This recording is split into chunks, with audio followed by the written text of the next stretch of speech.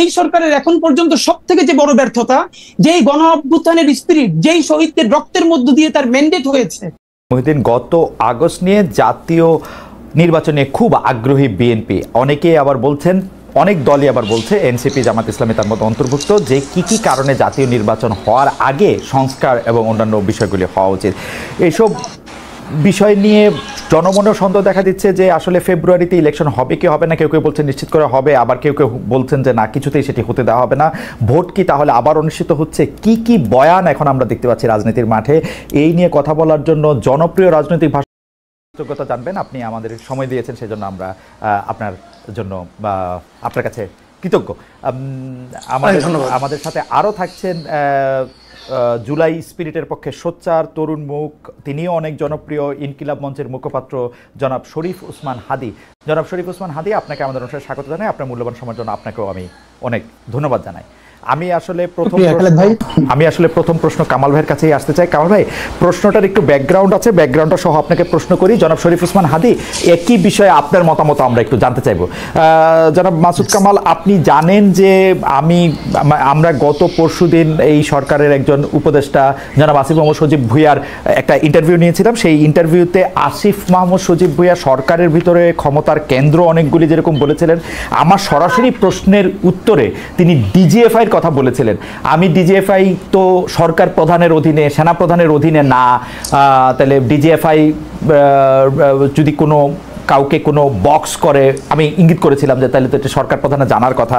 তিনি বলেছিলেন যে না, এটা কমপ্লেক্স সিচুয়েশনের কারণে, আমি তাকে কোট করছি, কমপ্লেক্স সিচুয়েশনের কারণে অন পেপারস যেরকম আছে যে ডিজিএফআই প্রধান উপদেষ্টাকে রিপোর্ট করবে বা যেটা যেভাবে চলা উচিত সেটা সেভাবে চলছে না। তিনি সেনাবাহিনীকে ইঙ্গিত করেছিলেন, তিনি রাজনৈতিক দলগুলিকে বলেছিলেন যে ক্যান্টনমেন্টে গিয়ে তাকে ম্যান্ডেট দিয়ে এসছেন বলে সরকারের ভিতরে অনেকগুলি সরকার তৈরি হয়েছে, ক্ষমতার মিলিটারি একটা ক্ষমতার কেন্দ্র তৈরি হয়েছে বলে এটা তিনি বলছিলেন, এবং এই সরকারকে একটা দুর্বল সরকার বলছিলেন। তারপরই আমরা দেখলাম শাম্মী হক, আওয়ামী লীগ নেত্রী শাম্মী হকের বাসায় চাঁদাবাজির ঘটনায় যে গ্রেফতারকৃত ব্যক্তি, তিনি আসিফ মোহাম্মদ সজীব ভুঁইয়ার নাম বলছেন। মানে আমি পুরো প্রেক্ষাপটটা এই কারণে বলতেছিলাম যে কামাল ভাই, আপনি তো সব কিছু খুব নিবিড়ভাবে পর্যবেক্ষণ করেন, আমরা এখন কাকে বিশ্বাস করব? মনে করেন যদি কয়েকজন উপদেষ্টার নামে কিছু দুর্নীতির অভিযোগ থাকে, তারা যদি দুর্নীতি করেন সেটা একটা অবস্থা, কিন্তু সরকারের ভিতরে যদি আরেকটা সরকার, ক্ষমতার কেন্দ্র, ডিজিএফআই এজেন্সি, যেটা যার নিয়ন্ত্রণ করার কথা তাকে নিয়ন্ত্রণ না করে অন্যদেরকে এটা গ্রুপ করে, সেইটাকে আপনি কি বলবেন?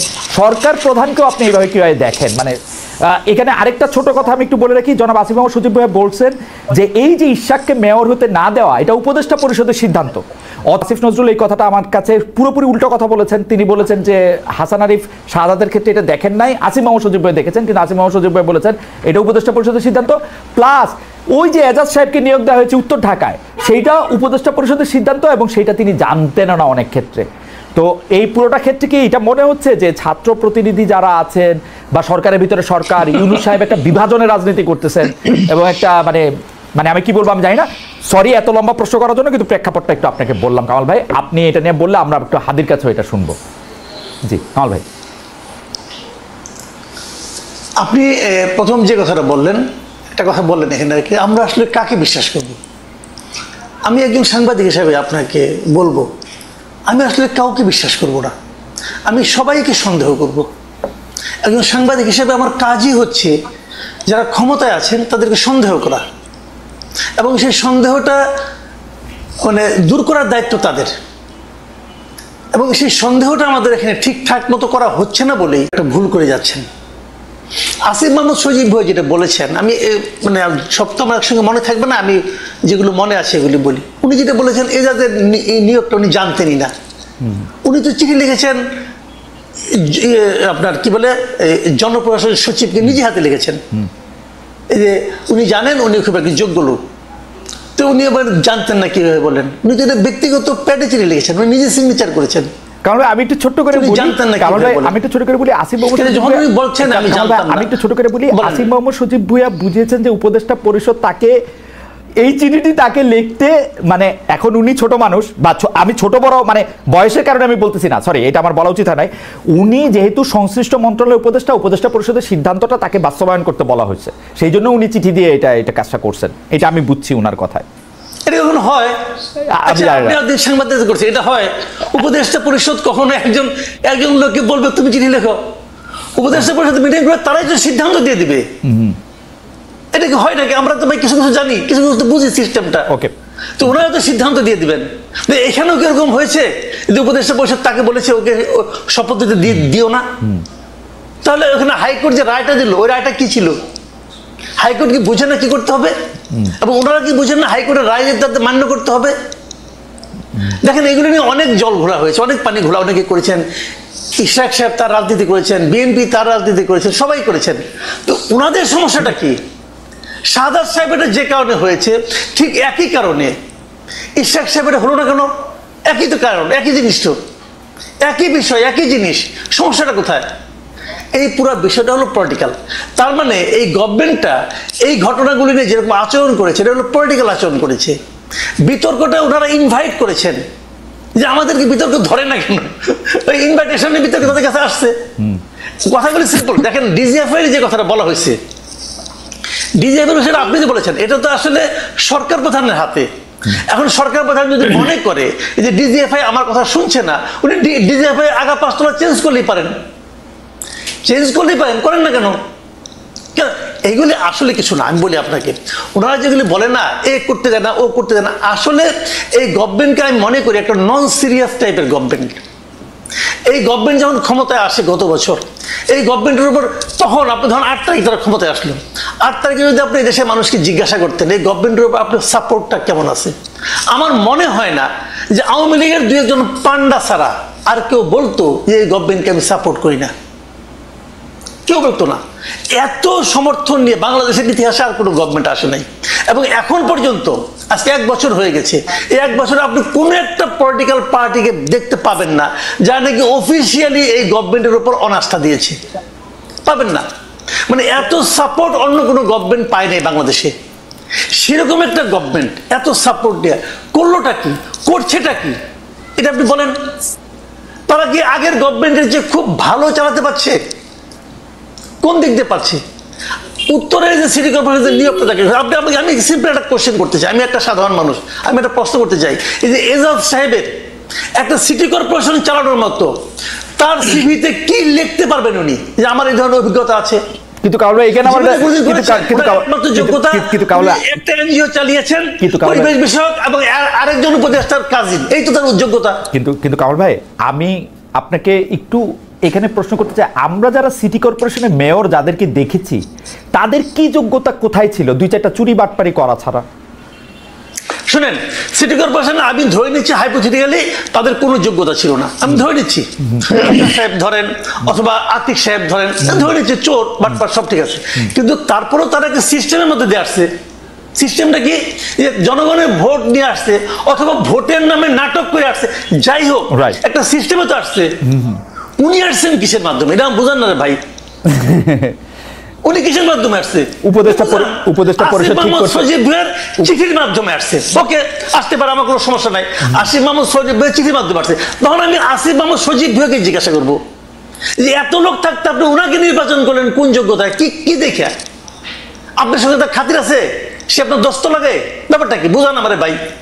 আমি কি বুঝতে চাইতে পারবো না? না কিন্তু কামাল ভাই ব্যাখ্যা পাচ্ছেন না কোন তকনে? কিন্তু কামাল ভাই, যদি এখন ডক্টর ইউনূস আসিফ মোহাম্মদ সজীব ভুঁইয়াকে বলেন যে আমরা উপদেষ্টা পরিষদের সিদ্ধান্ত নিছি, তুমি এজাজকে নিয়োগ দিবা, ও রেজওয়ানার ভাই, ওকে নিয়োগ দাও, ওকে একটা চিঠি দিয়ে নিয়োগ দাও, তা আসিফ মোহাম্মদ সজীব ভুঁইয়া কি করবে? সেক্ষেত্রে ডক্টর ইউনূসকে এই কথা আসিফ মোহাম্মদ সজীব ভুঁইয়া বলুক, বলছে তো আমাকে কালকে অনুষ্ঠানে অন রেকর্ড বলছে। সে বলছে যে বলে থাকে অন রেকর্ড বলছে, আপনাকে অন রেকর্ড বলে থাকে। তাহলে আমি অন রেকর্ড ডক্টর ইউনূসকে প্রশ্ন করতেছি, হ্যাঁ আপনি কেন তাকে নিয়োগ দিলেন আমাকে বুঝান ভাই, বুঝতে চাই। আপনি যে আমার দণ্ডমুণ্ডের কর্তা হিসেবে একজন লোককে বসাই দিলেন যার নামে হিজবুত তাহরীরের সঙ্গে সংশ্লিষ্টতার অভিযোগ উঠেছে, তাকে আমার কেন বসালেন, কোন যোগ্যতায় বসালেন? আমি আপনাকে প্রশ্ন করতে চাই।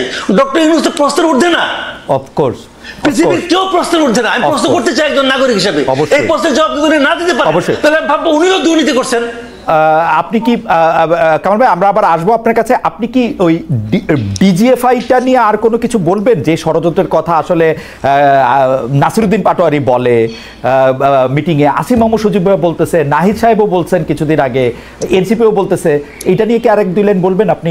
যে মানে এইটাকে আপনি আসলে কিভাবে দেখেন, যে সত্যি সত্যি কি এজেন্সিগুলি কারো বিরুদ্ধে কেউ এরকম করতেছে কিনা? এজেন্সিগুলি করতেছে না এটা আমি বলবো কিসের বিবেচনা? আমার হাতে তো কোনো তথ্য প্রমাণ নাই। আবার করতেও পারে, আবার করতে নাও পারে। এবং যদি করতে থাকে তাহলে এখনই করলো না আগে করে নাই, তাও আমি বলবো না। সমস্যাটা কি হয়েছে আমি বলি, যদি কিছু করে অথবা না করে, যখন কোনো একটা বিষয় আমার বিরুদ্ধে যায়, যখন কোনো একটা বিষয় আমাকে বিব্রত করে, তখন আমি কিন্তু একটা ভিলেন খুঁজে বেড়াই। এটা হলো আমাদের দেশের সাধারণ মানুষের মানসিকতা, আমারও মানসিকতা তাই। তখন আমি করে কি, যদি আমি নিজে দোষী হই, আমি কিন্তু আমার দিকে তাকাই না, আমার দিকে তাকানো উচিত যে আসলে কি এই জন্য আমি দায়ী। আমরা করে কি আমার দিকে তাকাই না, আমি একটা ভিলেন খুঁজে বেড়াই। যখন কোনো ভিলেন না পাই, তখন একজনকে এমন এক লোকের নাম বলি অথবা এমন একটা সংস্থার নাম বলি যাকে আমি ক্রস চেক করতে পারবো না। ওকে ওকে, এটা এটা খুবই ইন্টারেস্টিং কথা বলছেন কামাল ভাই। আমি আপনাকে এই জায়গায় একটু আপনার কাছ থেকে একটু জনাব হাদির কাছে একটু যাই।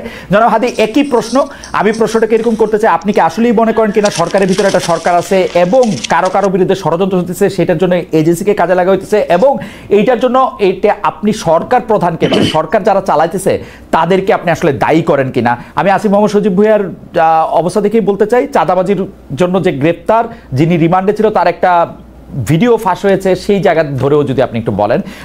জনাব হাদি। আসসালামু আলাইকুম, আর ঠিকানার দর্শকদেরকে শুভেচ্ছা। দেখেন, প্রথমত হলো আমাদের আলোচনাটা ওই যে উত্তরের সিটি কর্পোরেশনের মেয়র বা ওদিকে মোড় নিয়ে যাচ্ছিল, তো ব্যাপার হলো তাকে ডিফেন্ড করা বা কোনো কাজ আমাদের না। আমি শেষ থেকে একটু শুরু করি আপনার সাথে। যেমন ডিজিএফআই প্রশ্ন যেটা এসছে, এখন দেখেন এখানে একটা খুবই গুরুত্বপূর্ণ ব্যাপার হলো যে এজেন্সিগুলো রাষ্ট্রের অত্যন্ত গুরুত্বপূর্ণ পজিশনে থাকে, তাকে রাখতেও হয়, কিন্তু আমাদের জুলাইয়ের পরে যেটা কাজ ছিল, যেগুলোকে প্রফেশনাল করে তোলা, আরো বেশি প্রফেশনাল করে তোলা। ফ্যাসিবাদ হাসিনা মিলে যেটা করেছিল, এই প্রফেশনাল প্রতিষ্ঠানগুলোকে শতভাগ আওয়ামী লীগের, সোজা কথা আপনি ধরেন নাজি বাহিনী তাদের যে ভিন্ন ভিন্ন এরকম সেগমেন্ট তৈরি করেছিল, এরকম এনএসআই, ডিজিএফআই রাষ্ট্রের সব থেকে গুরুত্বপূর্ণ অর্গানগুলোকে তাদের পার্টির পান্ডা বানিয়ে ফেলেছিল। তো এখন আমরা যেটা প্রত্যাশা করেছি যে তাদের ওই দীর্ঘ কালচার তারা পরিবর্তন করে, তারা প্রফেশনালি রিঅ্যাক্ট করবে। আমি আপনাকে শুধু একটার সাথে ধরাই দিতে চাই, ধরেন এই যে 5ই আগস্ট ঘোষণাপত্রের দিন এনসিপির কিছু লোকজন কক্সবাজার গেল। আচ্ছা, এনসিপির যে লোকজন কক্সবাজারে গেল, এটাকে সঠিক হলো না ভুল হলো, এটা পলিটিক্যাল অন্য পার্টিগুলো ক্যাশ করবে, বিএনপি ক্যাশ করবে, জামাত ইসলামী ক্যাশ করবে, বলবে এরকম ঐতিহাসিক দিনে তারা কেন গেছে, তারা এই সিগনিফিকেন্স কেন বোঝে না। এইটা হলো পলিটিক্স, এই পলিটিক্সটা চলবে। কিন্তু এই যে হাসনাতরা বা সার্জিসরা বা তাসনিম যারা কোন হোটেলে আছেন, কোন হোটেল থেকে কোন হোটেলে আবার যাচ্ছেন, সেই তথ্যগুলো দেয়া এবং সাংবাদিকদেরকে সেখানে জানানো, এইটা কি এজেন্সির কাজ? আমরা এই প্রশ্নটা কেন করছি না? আমরা বারবার বলছি জনাব হাদি, আমি একটু আপনাকে আবার আপনি একটু যদি আমাকে একটু সময় দেন, আমি আবার একটু ব্যাকগ্রাউন্ডটা বলি। আপনি ডিজিএফআই প্রফেশনালের কথা বলতেছিলেন।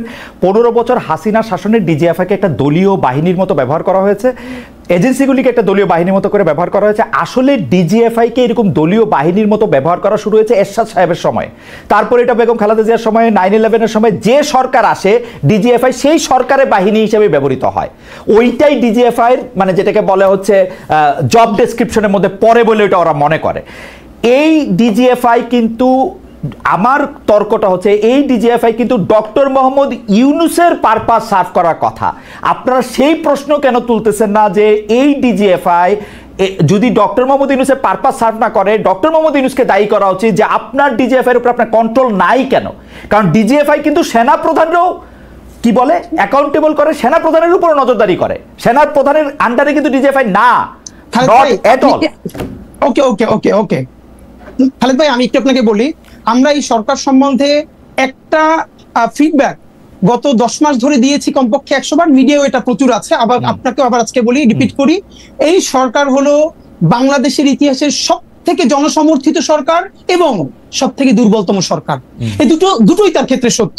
সে সব থেকে জনসমর্থিত সরকার, গণ অভ্যুত্থানের সকল স্টেক তাকে বসিয়েছে, এবং সব থেকে দুর্বলতম সরকার এই অর্থে যে এখানে সে কন্ট্রোল নিতে পারে না। ব্যাপার হলো এটা, এই যে কন্ট্রোল নিতে কেন পারলো না, এটা নিয়ে দীর্ঘ আলাপ আছে। কিন্তু এখানে একটা দেখেন, ডক্টর ইউনূসের সাথে আর ইন্টারিমেরও যে একটা ভিন্ন জায়গা আছে, এইটা আমরা কিন্তু অ্যাড্রেস করি। আপনারা খেয়াল করবেন যে স্বাভাবিকভাবে এই সরকারের ব্যর্থতা তো ডক্টর ইউনূসের উপরে প্রথমে যাবেই, এটা যাওয়া অবশ্যই যাবে। কিন্তু আপনার খালেদ ভাই মনে থাকবার কথা, যেদিন ডক্টর ইউনূস বাংলাদেশে নেমেছেন সেদিন কিন্তু মাত্র 3টা উপদেষ্টা পদ খালি ছিল।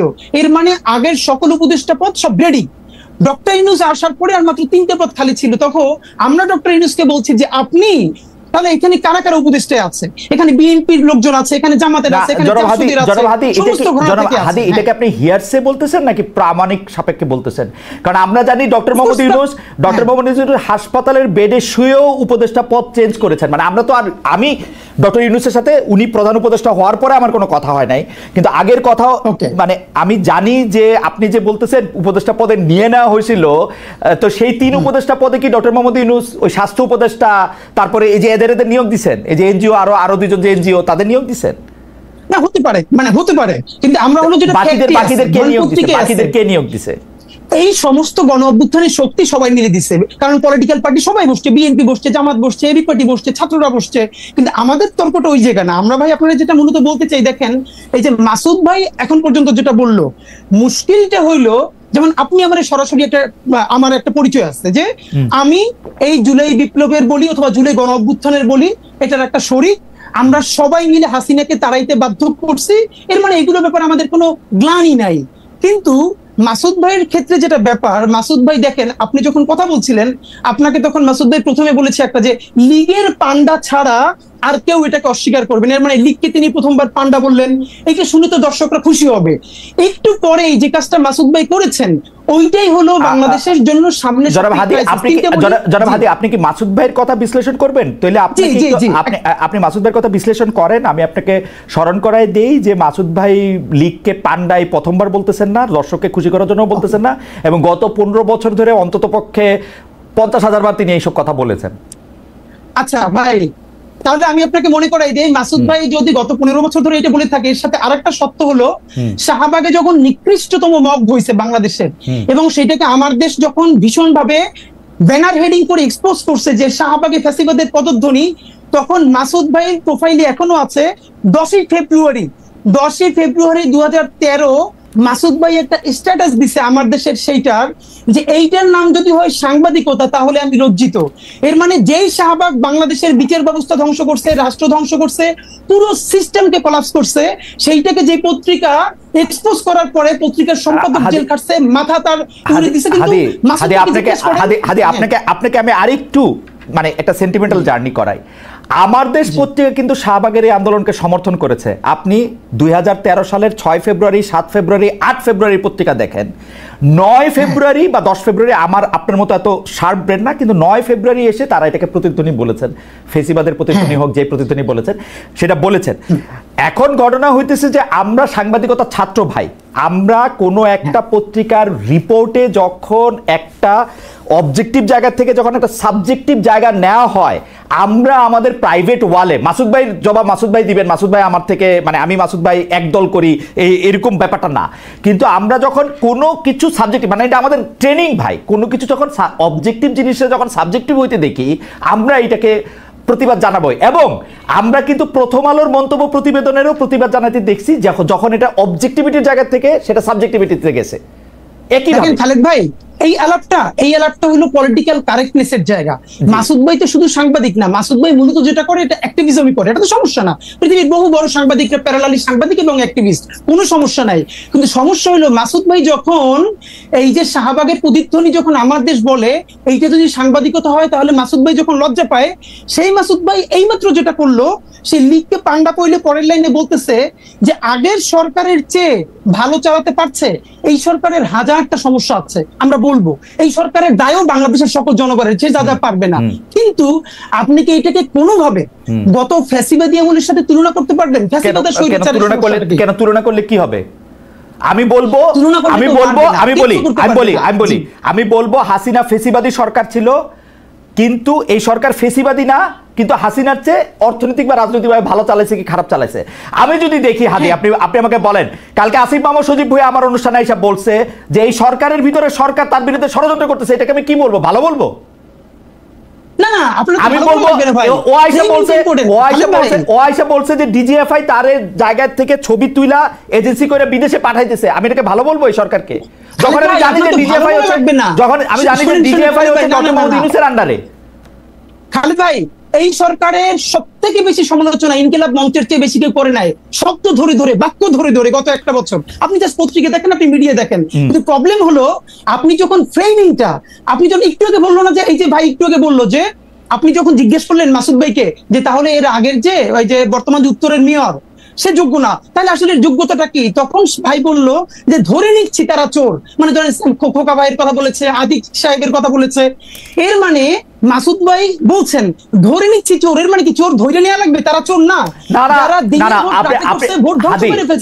আমি আপনাকে বলি, আপনি অনেক জনপ্রিয় মানুষ, প্রচুর লোক আমাদের এখানে আপনাকে দেখতেছে, কিন্তু আপনি কিন্তু মানে আমি জানি না মানে আপনি খেয়াল করতেছেন কিনা, ধরে নেই চোরের পাশাপাশি উনি যেই কথার উপর স্ট্রেস দিচ্ছেন সেইটা হচ্ছে যে উনারা একটা সিস্টেমের মধ্যে আসছেন, ভোট বা ভোটের নামে প্রহসনের নামে, ভোটের নামে প্রহসনের নামে, আর উনি আসছেন আর এজাজ সাহেব আসছেন। কালকে আসিফ মাহমুদ সজীব ভাই বলছে যেটা সরকারের উপদেষ্টা পরিষদ সিদ্ধান্ত নিয়েছে আমাকে দিয়ে, মানে আমি এটা এক্সিকিউট করছি মাত্র। এখন খালিদ ভাই, এটা কি আপনার কাছে ভালো সিস্টেম লাগতেছে? হাদি, আমার কাছে ভালো উত্তর আছে, আমার কাছে ভীষণ ভালো উত্তর আছে, আমি দিব না। যদি আমি সরকারের স্পোক্স পারসন হইতাম আজকে, আমি যদি শফিক ভাই হইতাম, অথবা আমি যদি এনসিপির মুখপাত্র হইতাম, তাইলে আমি উত্তরগুলো দিতাম। কিন্তু আমি যেহেতু ইনকিলাব মঞ্চের মুখপাত্র, এই সরকারের আমি তো হাজারটা ক্রিটিক করি, সুতরাং আমি তাকে ডিফেন্ড করব না।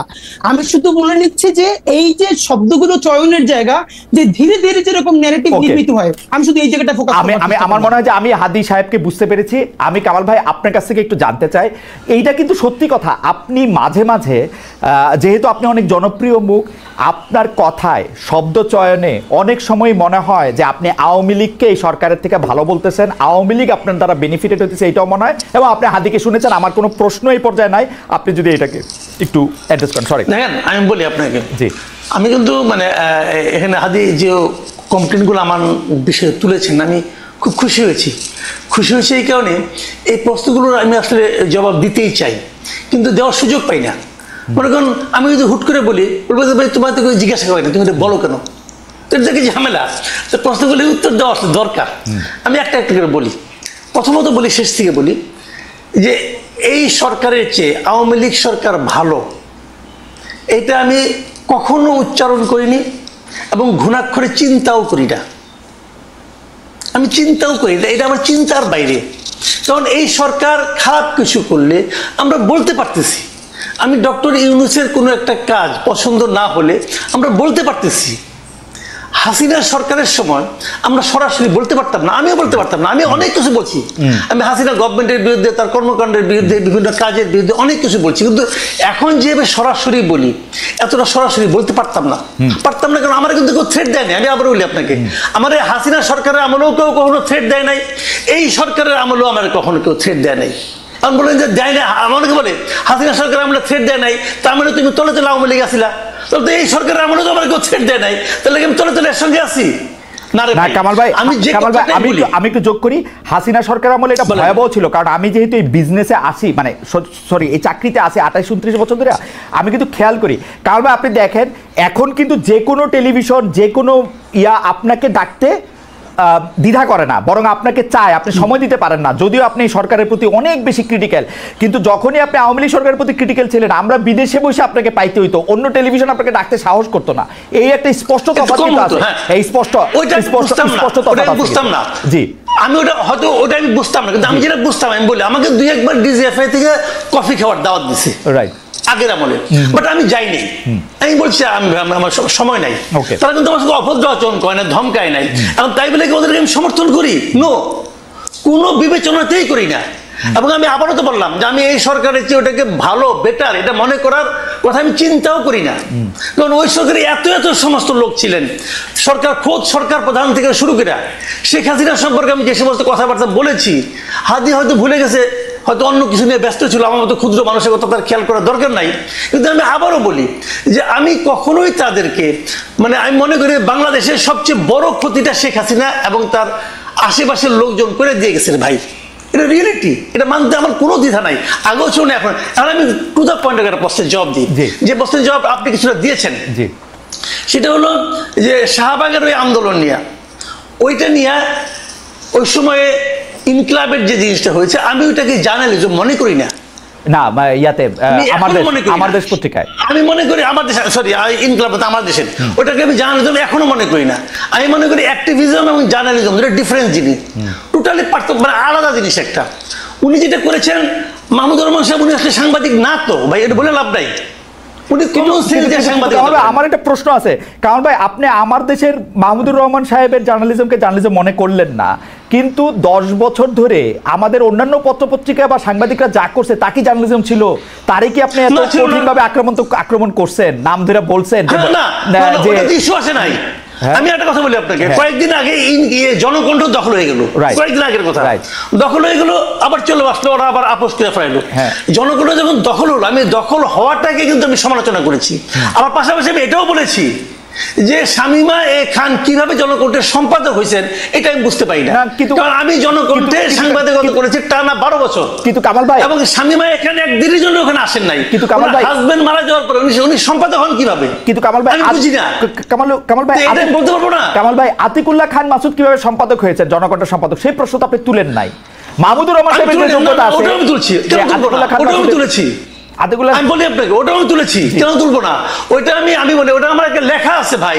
আমি রিপোর্টার্স ভয়েস যেটা আছে, সেই ডিআরইউ ম্যাগাজিন বের হয়, ওখানে আমি স্পষ্ট করে লিখেছি যে উনি কিভাবে সম্পাদক হলেন, মালিক হিসেবে সম্পাদক হলেন। সবাই তারা মানিয়ে নিছে, তখন আমি জুনিয়র রিপোর্টার, আমি মানিয়ে নিছি, বলেছি আমি ওখানে, এটা কেন বলবো না? ভাই বাংলাদেশে তো সবাই, বাংলাদেশে তো সবাই মালিক সম্পাদক। আনার হোসেন মঞ্জু কিভাবে সম্পাদক হলেন ইত্তেফাকের? আচ্ছা, এখানে একটা কথা আছে, কথাটা হলো কেন বলি আপনাকে, শাহাবুদ্দিন সাহেবের আইনটা করার আগ পর্যন্ত তো সম্পাদক হইতে কোনো বাধা ছিল না, ওটা তারা আইনগতভাবে পারত। পরবর্তীতে আইনটা অন্যরকম কঠিন হয়েছে। সেই কঠিনে এখন কি হয়, এখন সাংবাদিক হতে হলে ওনারা একটা বাইপাস করে একটা মানে সার্টিফিকেট ম্যানেজ করে কোনো একটা আন্ডারগ্রাউন্ড পত্রিকা থেকে, যে এই পত্রিকা উনি এত বছর ধরে সাংবাদিকতা করতেছেন, অতএব উনি সম্পাদক হতে পারবেন, এটা ম্যানেজ করে নেয় তারা সবাই। এবং আমার ধারণা তারা এইভাবেই সম্পাদক হয়েছেন। এটা হলো, তবে আমি যেটা বলছিলাম যে তখন ওই মূল পয়েন্ট আসে, তাহলে আবার পরে আবার জবাব দেওয়ার সময় পাবো না, পরে প্রসঙ্গ উঠবেও না। এটা হলো আমার দেশের ওই হেডলাইন, ওই নিউজটা আমি পড়েছি ভাই, ওইটাতে যেটা ছিল দ্যাট ওয়াজ নট জার্নালিজম, কথা পরিষ্কার।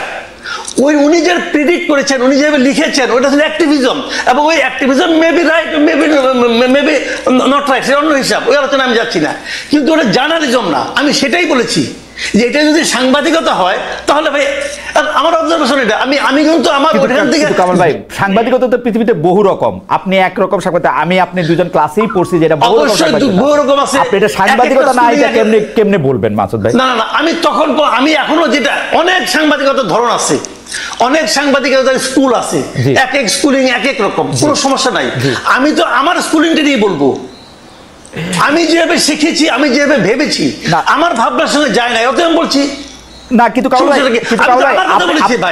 ভাই, আপনি যদি এই আপনার লিটমাস পেপারে ঘষেন, তাহলে আমেরিকার অর্ধেক টেলিভিশন বাদ পড়ে যাবে, অর্ধেক নিউজ পেপার বাদ পড়ে যাবে, লন্ডনের অর্ধেক নিউজ পেপার বাদ পড়ে যাবে, ভারতে তো টিকবেই অল্প কয়টা।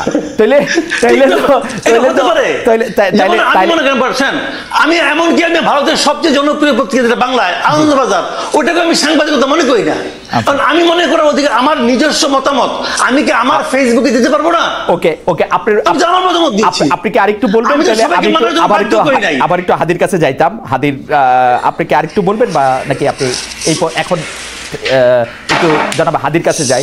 জনাব হাদি, আপনি তো বলবেনই, কিন্তু আমি আপনার কথা একটু উদ্ধৃত করি। আমি আপনাকে অনেক লক্ষ্য করি, আপনার বক্তব্যের মধ্যে অনেক ডিরেক্টনেস থাকে। আমি আপনাকে একটু কোট করি। হাদি, আপনি বলছেন যে যাদের হাতে যাদের অ্যান্ড্রয়েড ফোন কেনার সামর্থ্য ছিল না তাদের হাতে এখন আইফোন।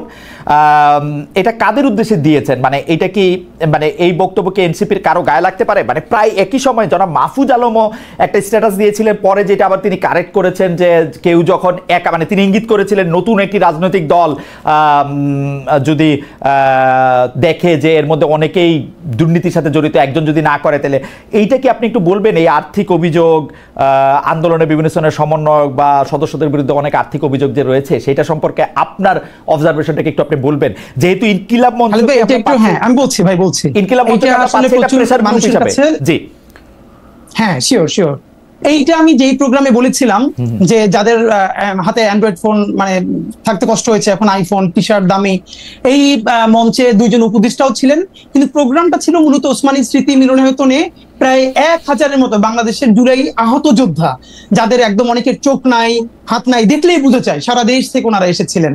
তো স্বাভাবিকভাবে এখানে অনেকে আমন্ত্রিত ছিলেন সব রাজনৈতিক দল থেকে, কিন্তু এখানে বক্তৃতার স্পিরিটটা ছিল যে বিএনপি বলি, জামাত ইসলামী বলি, অপরাপর অন্যান্য দল বলি, তাদের ব্যাপারে যে বিভিন্ন অভিযোগ, এই অভিযোগগুলো মানুষ মানে নতুন না বলেই মানুষ একটা গণ অভ্যুত্থানের মুখদেরকে পছন্দ করেছে। এখন ধরেন বাংলাদেশের সমস্যাটা হলো গণ অভ্যুত্থানের একমাত্র মুখ মনে করা হয় এনসিপি কে। না রে ভাই, এনসিপি ছাড়াও যারা এনসিপি তে যোগ দেয় নেয় এরকম আরো অনেকগুলো স্টেক হোল্ডার আছে যারা পলিটিক্স করতেছে না, সরাসরি পার্টিতে জয়েন করে না, কিন্তু গণ অভ্যুত্থানের বিশাল শক্তি। তো আমরা যেটা স্পষ্ট করে বলি যে যেই ছেলেটা যেই মেয়েটা আন্দোলনের প্রধান মুখ ছিল বা ছোট করেও ছিল, তাদের যদি ছোট নৈতিক পদস্খলন ঘটে এটা আমাদের রক্তক্ষরণ হয়। এর কারণ হলে মানে কি, আমরা এটা বলেছি বিএনপি চাঁদাবাজি করতে পারবে, জামাত করতে পারবে, বা অন্যান্যরা করলে সমস্যা নাই, তোমরা করলে সমস্যা না, এটা আমরা স্পেসিফিকলি শুধু এনসিপি কেও বলি নাই। আমরা বলেছি যে মুখগুলোর দিকে তাকিয়ে বাংলাদেশে, ভাই আমি এখন আপনার সাথে যেখানে শো করছি এই সামনের রাস্তায় আমি 8-এর বাচ্চার জানাজা পড়েছি, এই জুলাই সময় 8-এর বাচ্চার জানাজা পড়েছি। তো বাবা মা ভাই বোন মিলে পরিবার নিয়ে যারা রাজপথে নেমেছে বুলেটের সামনে, এই মুখগুলোর জন্য, এই মুখগুলো যদি কোনোভাবে সামান্য নৈতিক পদস্খলন ঘটে মানুষের হৃদয়ে রক্তক্ষরণ হয়। সুতরাং আমার জুলাইয়ের আহত ভাইদেরকে অ্যাড্রেস করে বলেছি, ইনক্লুডিং মি, আমাকেও বলেছি যে আমরা কোনোভাবে করাপ্টেড হতে পারবো না, তাতে বিএনপি হোক, জামাত ইসলামী হোক, যে যা হোক, ইভেন যদি এনসিপি হোক। করাপ্টেড হতে পারবো না এটা তো একটা পায়াস উইশ, কিন্তু আপনি তো অলরেডি করাপশনের একটা এলিগেশন দিবেন। কারণ অ্যান্ড্রয়েড ফোনের দাম আমরা গড়ে ধরে দিতে পারি 20-25 হাজার টাকা, আইফোনের দাম হচ্ছে 2-2.5 লাখ টাকা, 1.5 লাখ টাকা এক এক হিসাবে। আপনি তো অলরেডি একটা এলিগেশন দিয়েছেন যে আইফোনের মালিক হয়ে গেছে, এটা আপনি কাদের দিয়েছেন? আচ্ছা, এইটা হলো আমি স্পষ্ট, প্রথমত হলো মিডিয়ার ক্ষেত্রে হলো খালেদ ভাইয়ের কাজ হইলো তিনি এইটার ভিন্ন ইনভেস্টিগেশন করবেন, কিন্তু আমি আমাদের কিছু ছোট ভাইদেরকে দেখি যে যারা নতুন বাইক চালায়, টি শার্টটা দামি, অথবা হাতে একটা, তো আমাকে অনেকে ফোন করে বলছে ভাই আইফোন কিনলেই তো সবাই নতুন কিনে না, পুরনো কেনা যায়, 30-40 হাজার টাকা পুরনো কেনা যায়। ভালো, আমি জানলাম, কিন্তু ফ্যাক্ট হলো মিডিয়ার কাজ হলো এইটা যে যারা কেউ গণ অভ্যুত্থানের স্পিরিটকে বিক্রি করে দিয়ে যদি কেউ এই আর্থিকভাবে লাভবান হয় তাদের বিরুদ্ধে মিডিয়া ধরবে, বাংলাদেশের মানুষের জনগণ ধরবে, আমরা যেরকম ধরতেছি এই স্পিরিটটাই তো আমরা চাই। কিন্তু ভাই আমি আপনার একটু রেসপন্স করতে চাই, ভাই যেখানে কয়েকটা কথা বললেন এইটা আমি পরে ভুলে যাবো। এক নম্বরে হলো ভাই যেটা বললেন যে মাহমুদুর রহমান সাংবাদিক না, আমি খালেদ ভাইয়ের কাছে বিনীতভাবে জানতে চাই, মাসুদ কামাল ভাইয়ের কাছে জানতে চাই, বাংলাদেশের যে সাংবাদিকতার নীতি নৈতিকতা আছে বা নীতিমালা নিশ্চয়ই আছে, পিআইবি আছে, প্রেস ক্লাব আছে, আর অন্যান্য যে মিডিয়া আছে মানে প্রতিষ্ঠান আছে, এইখানে এক্স্যাক্টলি এই সাংবাদিক হয়ে ওঠার যে নিয়ম, এইখানে কি কি নীতিমালা আছে, যে নীতিমালা মাহমুদুর রহমান ভায়োলেট করে আমার দেশের সম্পাদক হয়েছেন। নাম্বার 2, মাহমুদুর রহমান আমার দেশের সম্পাদক হওয়ার বহুদিন আগে থেকে বিবিসি বাংলার সাবেক বড় সাংবাদিক এবং বাংলাদেশের প্রতিষ্ঠিত সাংবাদিক আতাউস আমাদের মতো মানুষ, যিনি আমার দেশের দীর্ঘদিন উপদেষ্টা সম্পাদক ছিলেন, তার পাশে বসে বসে কাজ শিখেছেন। নাম্বার 3, আমার দেশ তিনি কোনোদিন দখল করেন নাই, তাকে সবাই মিলে আমার দেশ দিয়েছে যে প্লিজ আপনি চালান, পত্রিকাটা বন্ধ হয়ে গেছে। নাম্বার 4, খালেদ ভাই আপনাকে একটা বলা দরকার, মাসুদ ভাই যেটা বলেছেন যে এই কথাটা মিলে গেছে আওয়ামী লীগের অ্যাপিলেট ডিভিশনের বিচারপতিদের মতো। কিরকম? শফিক রেহমান বর্তমান যে অ্যাপিলেট ডিভিশন আগে ছিল তাদের বিরুদ্ধে একদম স্পষ্ট একটা অভিযোগে কলাম লিখেছিলেন, আমার দেশ চেপেছিল। শফিক রেহমান এবং মাহমুদুর রহমানকে হাইকোর্ট নিয়ে ঘন্টার পর ঘন্টা দাঁড়িয়ে রেখেছে, বলেছে ট্রুথ ইজ নো ডিফেন্স। সেইটার পরে আমার দেশকে সম্পাদককে বলতেছে বাই চান্স এডিটর।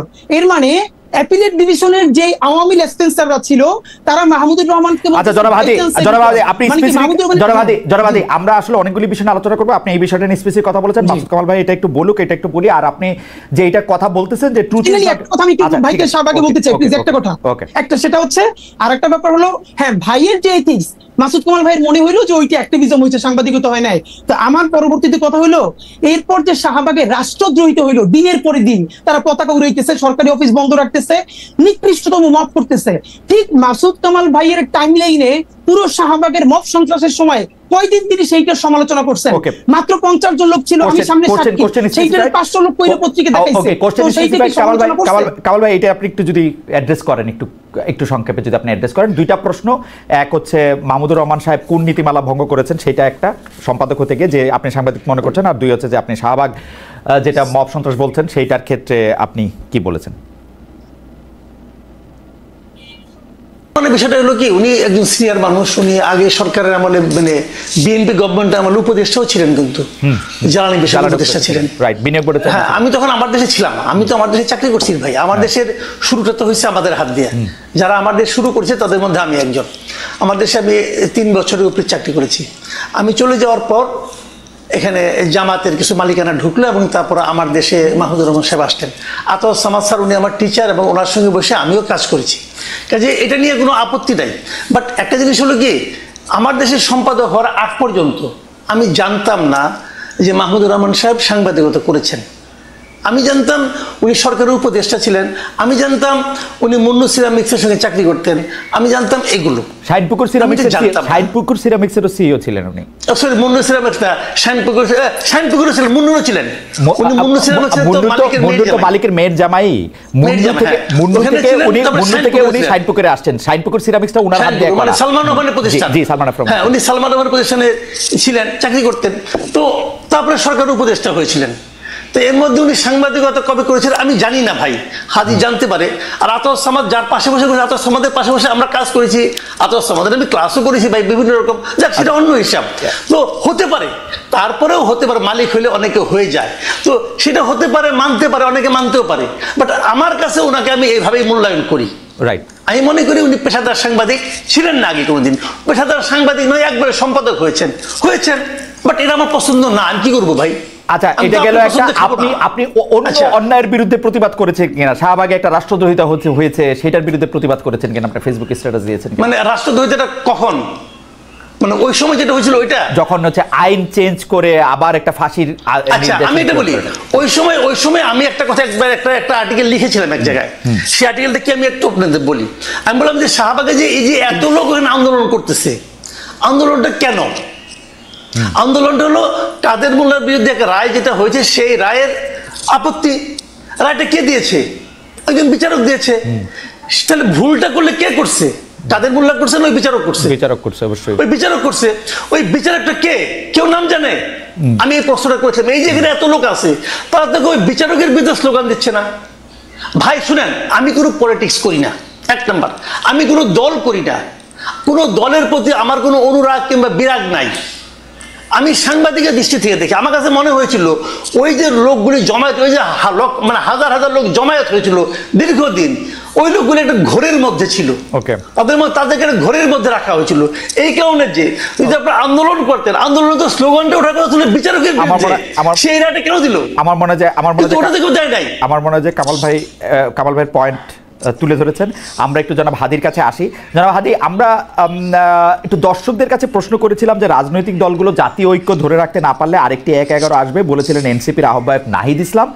প্রিয়, আমি একটু জনাব হাদি আপনার কাছে একটু আসতে চাই যে গত 1 বছরে মিছিলে মিটিংয়ে সভায় গালিগালাজের ব্যবহার দেখা যাচ্ছে, ব্যবহারের রাজনীতি দেখা যাচ্ছে। এই গালিগালাজকে খুব স্বাভাবিক করা হচ্ছে, এক ধরনের মবকে চালানো, করা। এবং যখন এটি নিয়ে প্রশ্ন করা হচ্ছে, অনেকেই বলছেন যে মব তো আরও অনেক আগে থেকে হচ্ছে, এটা তো নতুন না। কিন্তু নতুন না হোক, আমরা নতুন বন্দোবস্তের কথা শুনেছি, সেই জায়গা থেকে যদি আপনি একটু বলেন। আরেকটা কথা, এই প্রশ্নগুলি আপনি যদি একটু ছোট ছোট করে একটু যদি বলেন যে জুলাই যোদ্ধাদের ব্যাপারে আপনি কিন্তু খুবই সরব, আপনি আবারও বলতেছিলেন, কিন্তু জুলাই যোদ্ধাদের যারা আহত রয়েছেন, নিহত রয়েছেন, তাদের প্রতি যে সঠিক সম্মান বা সম্মানীর ব্যবহারটা সরকার করতে পারল না, এর জন্য আপনি আসলে কারে দায়ী করেন? এইটার জন্য তো আসলে কোনো ভিতরে ষড়যন্ত্র, ডিজিএফআই এর কোনো কিছুই দরকার নাই। ডক্টর ইউনূস এবং তার উপদেষ্টা পরিষদের সিদ্ধান্তই যথেষ্ট ছিল এবং এগুলি ইজি। মানে আমাদের চোখের সামনে হয়েছে, রেকর্ডেড আছে, এগুলি ইজি ছিল, এর জন্য আপনি কাকে দায়ী করেন? আর এই যে গালিগালাজ, মব, এই বিভিন্ন জায়গায় আইন নিজের হাতে তুলে নেওয়া, এই জায়গাগুলিকে আপনি আসলে কিভাবে দেখেন জনাব হাদি? ওকে ভাই, ব্যাপার হলো যেটা ওই 1 মিনিটে বলে রাখা, ভাই যেটা বললেন ওই মাহমুদ ভাইয়ের আর প্রশ্ন নাই সামনে বলি। পৃথিবীতে এরকম 1 ঘন্টা আলাপ করা যাবে যে অসংখ্য বড় বড় মিডিয়া হাউস আছে যার প্রধান সম্পাদক অন্য প্রফেশনে ছিলেন, তারপরে সেখানে এসে নিজেকে প্রতিষ্ঠিত করেছেন নিজের যোগ্যতায়। এটা হলো একটা ব্যাপার। নাম্বার 2, দ্বিতীয় প্রশ্নটা আমি ভাই আপনাকে যেটা কাইন্ডলি একটু বলি যে আপনি যেটা বলছিলেন যে গত যে অ্যাক্টিভিজমের জায়গা থেকে এই যে জুলাই যোদ্ধা বলি, জুলাইয়ের শহীদ বলি, আহত বলি, তাদের ব্যাপারে সরকারের দেখেন কমপক্ষে 1000-এর বেশি অন স্ক্রিন বলেছি, আমাদের কাছেও রেকর্ড আছে। এই সরকারের এখন পর্যন্ত সব থেকে যে বড় ব্যর্থতা, যেই গণ অভ্যুত্থানের স্পিরিট, যেই শহীদদের রক্তের মধ্য দিয়ে তার ম্যান্ডেট হয়েছে, সে তাদের প্রতি সুবিচার করতে পারে নাই। প্রথমত কি পারে নাই, এই যে এতগুলো শহীদ আপনি খেয়াল করেন, এখন পর্যন্ত কি আপনি বলতে পারবেন সেন্ট্রাল ডেটাবেজে ঢুকে প্রত্যেক শহীদের বাড়ি কোথায়, তার অবস্থা কি, তাকে কিভাবে পুনর্বাসিত করা হয়েছে, এর কি ন্যাশনাল একটা ডেটাবেজ? 1000 বার বলেছি, বিদেশি প্রবাসী অনেক ভাইয়েরা তাদেরকে সাহায্য করতে চায়, ঠিক কিভাবে করবে? সরকারের একটা জাতীয় ডেটাবেজ থাকবে, অমুক শহীদ এই প্রয়োজন পরিবারের সদস্য মারা গেছে এবং তার পরিবারের এই অবস্থা তাকে পুনর্বাসন করতে পারে না। হাদি জাস্ট ছোট করে বলি, এই ব্যর্থতার কথা আপনি অনেকবার বলেছেন, আপনার মুখে আমি অনেকবার শুনেছি। আপনি যদি কারণটা বলতেন যে সরকার এটা করবে না কেন, সরকার তো ওইটাই সরকারের এক্স্যাক্টলি দুইটা কারণ। কি কারণ ভাই? দুইটা। কি কারণে? হ্যাঁ, নাম্বার 1, এই উপদেষ্টাদের মধ্যে একমাত্র 2-3 জন ছাড়া আর কোন উপদেষ্টা নাই যারা হাসিনার ফ্যাসিবাদী আমলে ভীষণভাবে নির্যাতিত হয়েছে। এই উপদেষ্টাদের মধ্যে এমন কোন উপদেষ্টা নাই যে এই জুলাইয়ে তার সন্তান হারাইছে বা নিজের চোখ হারাইছে। একমাত্র প্রফেসর ইউনূস 10 তলা হাসিনা বাবাইছে তারে, এই কয়েকটা কষ্ট তার আছে। আদিলুর রহমান শুক্র ভাই জেল খেটেছেন। এছাড়া 2-1 জনের বিরুদ্ধে ভিন্ন ভিন্ন, বন্যা আপা, রেজনা চৌধুরী আপা, ওনার হাজবেন্ডকে গুম করা হয়েছিল। এছাড়া বিভিন্ন এম্বাসি থেকে, বিভিন্ন পলিটিক্যাল স্টেক থেকে, যেভাবে হোক, এটা তো আমাদের কালেকটিভ ব্যর্থতা। আমরা বিপ্লবী জুলাইতে চোখের সামনে একটা ছেলে মারা গেছে, চোখের সামনে একটা ছেলে চোখে গুলি খায় বেডে কাটাইতেছে, এইটাতে সরকারের পক্ষ থেকে টাকা বা অন্য ব্যবস্থা নেওয়ার জন্য আমাকে নির্যাতিত হইতে হবে কেন? আমি তো সাধারণ মানুষ হিসাবে, সন্তান আহত হইলে, হ্যাঁ সন্তান আহত, সাধারণ মানুষ হিসেবেই তার পাশে গিয়ে দাঁড়াবো। মানে এটা তো কোন যুক্তি, মানে এটা তো আপনি দাঁড়াবেন ভাই। এখন আমি আপনার একটা পরামর্শ দিয়ে রাখি খালিদ ভাই, আমি আপনার একটা পরামর্শ দিয়ে রাখি, আপনার যদি সম্ভব হয় আপনি স্বাস্থ্য উপদেষ্টার সাথে একদিন একটা শো করেন। আমরা 1000 বার বলেছি স্বাস্থ্য উপদেষ্টা উনি ভদ্রমহিলা লোক ভালো, উনি নিজে অসুস্থ, ওনার ডায়াবেটিসের ইনে লাগে 2 ঘন্টা পর পর, উনি কিভাবে যাবেন? এটা স্বাস্থ্য উপদেষ্টা জনাব হাদি, আমার একটা কৌতূহল আছে, স্বাস্থ্য উপদেষ্টা বলে তো কিছু এক্সিস্ট করে না। স্বাস্থ্য উপদেষ্টা হচ্ছে ডক্টর মোহাম্মদ ইউনূস। নাই তো, আপনারা স্বাস্থ্য উপদেষ্টার ভিতরে 100টা কথা বলেন, ডক্টর মোহাম্মদ ইউনূসের বিরুদ্ধে কথা বলেন না কেন? কারণটা কি? কেন বলি নাই শোনেন, কেন বলি না? ডক্টর ইউনূসের বিরুদ্ধে ফাইনালি এই জন্য বলি না যে ডক্টর ইউনূস হলেন, এখন দেখেন দুইটা ক্যারেক্টার। এই ডক্টর ইউনূস এই পলিটিক্যাল পার্টি খুলেছিলেন, একদম 100% কেই করছে। কিন্তু এই জুলাইয়ের পরে উনি যখন জুলাইয়ের জবানে, শহীদ পরিবারের জবানে কথা বলতে শুরু করলেন, তখন মানুষ ওনাকে বিশ্বাস করতে শুরু করলো। এখন পর্যন্ত খালেদ ভাই, আমরা যেহেতু অ্যাক্টিভিজম করি, রাস্তায় প্রচুর থাকি, আমরা বিভিন্ন শ্রেণী পেশার মানুষের সাথে কথা বলবার চেষ্টা করি, তাদের এখন পর্যন্ত অনেকের মূল্যায়ন এটা। এই ইন্টারিমের অনেক সমস্যা আছে, কিন্তু এখন পর্যন্ত তারা ইউনূসকে ট্রাস্ট করতে চায় ঠিক ওই কারণে যে তিনি জুলাইয়ের জন্য কিছু করতে চান। কেন? একদম আওয়ামী বয়ান হইলো। আমি যখন আওয়ামী মন্ত্রীদের চাইপা ধরতাম, ওরা বলতো যে হ্যাঁ আমরা খারাপ, খালি হাসিনা ভালো। হ্যাঁ, একই সিম্পটম তোরে ভাই।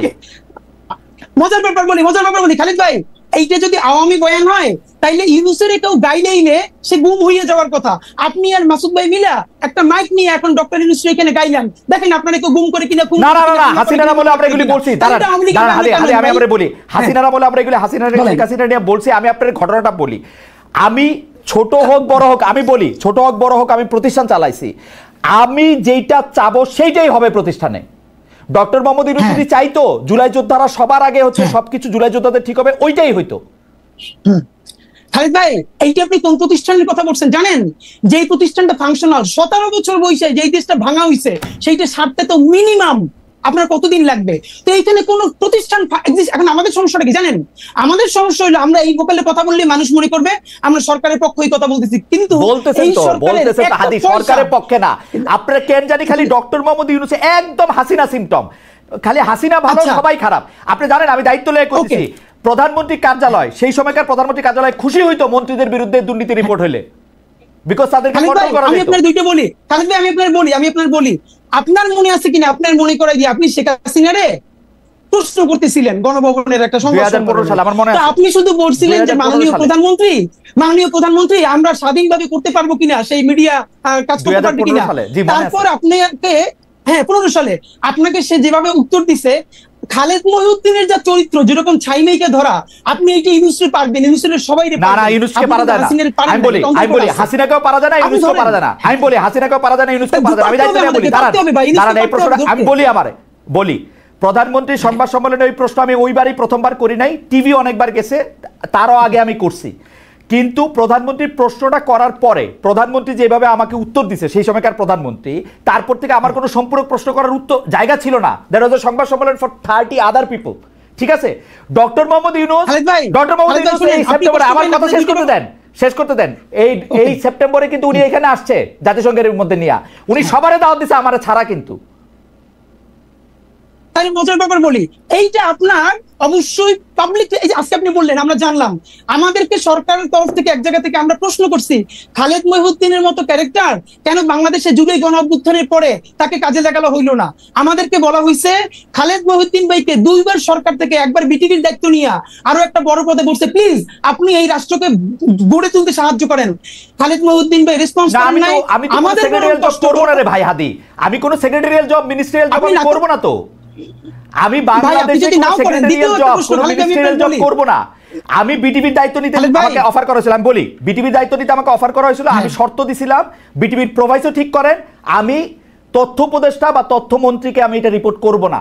তারা এটাতে রাজি হয় নাই, তারা বলছে আপনি আইসা আস্তে আস্তে করেন। আমি আস্তে আস্তে করার মধ্যে আমি নাই। ফাইন, এটা আমরা জানলাম। কিন্তু খালেদ ভাই আপনার মানে আমরা ওই ভালোবাসার জায়গা থেকে বলি, আমরা তো প্রত্যাশা করছিলাম যে আপনি জার্মান থেকে যেরকম ইউএসএ গেলেন, আপনি জার্মান থেকে এই জুলাইয়ের পরে একবার কিন্তু বাংলাদেশ আপনার খালেদ ভাই দেখি নাই। আপনি আসলে হয়তো কি জানেন, আপনি অনেক মেকানিজমের সাথে কথা বললে, শহীদ পরিবারগুলোর সাথে কথা বললে, তাহলে আপনি আরো যেটা ফিল করতেন। আমি বলি আমার দিকে আলাপটা করলে কি মানে আলাপটা আমি আর আপনি আলাদা আলাপ করবো না। আপনি খালি আমাকে এই কথা বলেন, আমি সরাসরি প্রশ্নটা করি। এটা আমি কামাল ভাইয়ের কাছ থেকেও আসলে একটু জানতে চাইবো, কারণ আপনার কাছ থেকেই আমরা এগুলি সবচেয়ে বেশি শুনি। কারণ যারা আগে জুলাই নিয়ে কথা বলছে তাদের অনেকেই ছাড়ান দিছে, রিটায়ার্ড করছে। আপনি রিটায়ার্ড করেন নাই, আপনি মাঠে আছেন, আপনি কথা বলতেছেন। সেই জায়গা থেকে, সেই রেসপেক্ট থেকে আমি আপনার একটা ছোট্ট বিষয় জানতে চাইতেছি। মাত্র 1000 জন রে, যেখানে আমরা 8 লাখ কোটি টাকার বাজেট করি, মাত্র 1000 জন শহীদ, 1000 জন চরমভাবে আহত, এই 2000 জনকে ভরণ পোষণ করা, তাদের একটা খুশি করা, মানে আমি খুশি শব্দটা বলবো না, মানে তাদের খেয়াল করা, এটা তো এত বড় জটিল কাজ না। এটা কেন করা যাইতেছে না? এইটা ডক্টর মোহাম্মদ ইউনূসকে আপনি প্রথম কেন এর জন্য আপনি অভিযুক্ত করতেছেন না, এটা আমাকে একটু সারপ্রাইজ করতেছে। মানে আর কাউরে এখানে অভিযোগ করার দরকার নাই তো, আমি বুঝি না। খালেদ ভাই জি, এই একটি আপনি যেটা বলছেন না, এই দাবিতে ইনকিলাব মঞ্চ একদিন অনশন করছে যমুনার সামনে। ঠিকানা আমার নিজে ব্রিফিং দিচ্ছে, তখন ঠিকানা থেকে গিয়ে বলছে ভাই খালেদ ভাই টিভি থেকে আসছে, এবং প্রধান উপদেষ্টাকে বলছি এই যে কালেকটিভ ব্যর্থতা, এই ব্যর্থতার ইমাম হলেন আপনি। মাত্র 1000 হোক 1500 হোক, যে শহীদ পরিবারের পুনর্বাসন করতে পারেন নাই, আহতদেরকে সর্বোচ্চ চিকিৎসার জন্য ডেটাবেস তৈরি করতে পারেন নাই, এর সমস্ত ব্যর্থতা এই সরকারের। আর এই সরকারের ইমাম হিসেবে সমস্ত ব্যর্থতা আপনার। আপনি কোন যত সুন্দর করে কথা বললেন, এটা দিয়ে কাভারি হবে না। এই দাবিতে ইনকিলাব মঞ্চ সকাল থেকে সন্ধ্যা পর্যন্ত যমুনার সামনে অনশন করেছে। তারপরে তার একান্ত সচিব আইসা আমাদের কাছ থেকে স্মারকলিপি নিছে যে অতি দ্রুত তারা এটার ব্যাপারে ব্যবস্থা নিবে। এরপরও নেয় নাই। এখন কোন ভাষায় বললে, কেমনে হাত ধরলে, কেমনে পা ধরলে এই কাজটা হবে, এটা আমরা জানি না। এবং ডক্টর ইউনূস যদি আমাদেরকে বলেন যে এইভাবে বললে উনি কাজটা করবেন, তাও আমরা করতে রাজি, কিন্তু উনি বলতেছেন না। আপনারা কি বলেন ওনারে? উনি তো আমার বাপের চেয়ে 20 বছর বয়স। এই গত প্রেস ব্রিফিং যেটা করেছি, সেইখানে ওনারে যা বলছি, আমার মনে হয় উনি সারা জীবন এইটা শুনেন নাই। আমরা কি চাই, ওনাকে দিয়ে অন্তত ন্যূনতম সেই কেসটা হোক, যেটা পলিটিক্যাল পার্টি চাইতেছে না। ওনার এই জন্য এক হাত ধরে রেখে আর এক হাত ধরে গাইলে ভাই, যে ন্যূনতম কিছু সংস্কারটা ওনার মাধ্যমে হোক, ওনার আন্তর্জাতিক এই স্বীকৃতির মধ্যে দিয়া, আর তো কিছু না ভাই। উনি তো আমার দাদা খালু ফুফা না। ইনকিলাব মঞ্চ আজ পর্যন্ত এই সরকারের কোনো একটা পয়সা তো দূরের কথা, প্রোগ্রামে পর্যন্ত উপস্থিত হয় না। এই যে ঘোষণাপত্রের প্রোগ্রাম গেছে, ইনকিলাব মঞ্চের মুখপাত্র হিসেবে আমি ভিতরে দাওয়াত পাইছি, অনার, কিন্তু ভিতরে যাই নাই। আমি আমার ভাই বোনদেরকে নিয়ে রাস্তায় ভিডিও দিতে দাঁড়াই শুনছি, ভিতরে যাওয়াটা প্রয়োজন মনে করি নাই। নাই, কিন্তু ওনাকে চূড়ান্ত ভাবে শেষ পর্যন্ত কি ধরে রাখতে চাই কেন?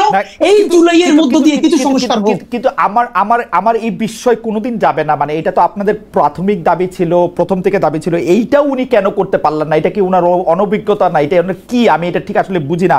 আমি কামাল ভাইয়ের কাছ থেকে আবার একটু জানতে চাই যে কামাল ভাই, আপনার কাছে কি মনে হয় যেগুলি জিনিস আসলে ওনার সবার আগে করার কথা, এগুলি তিনি কেন করেন নাই?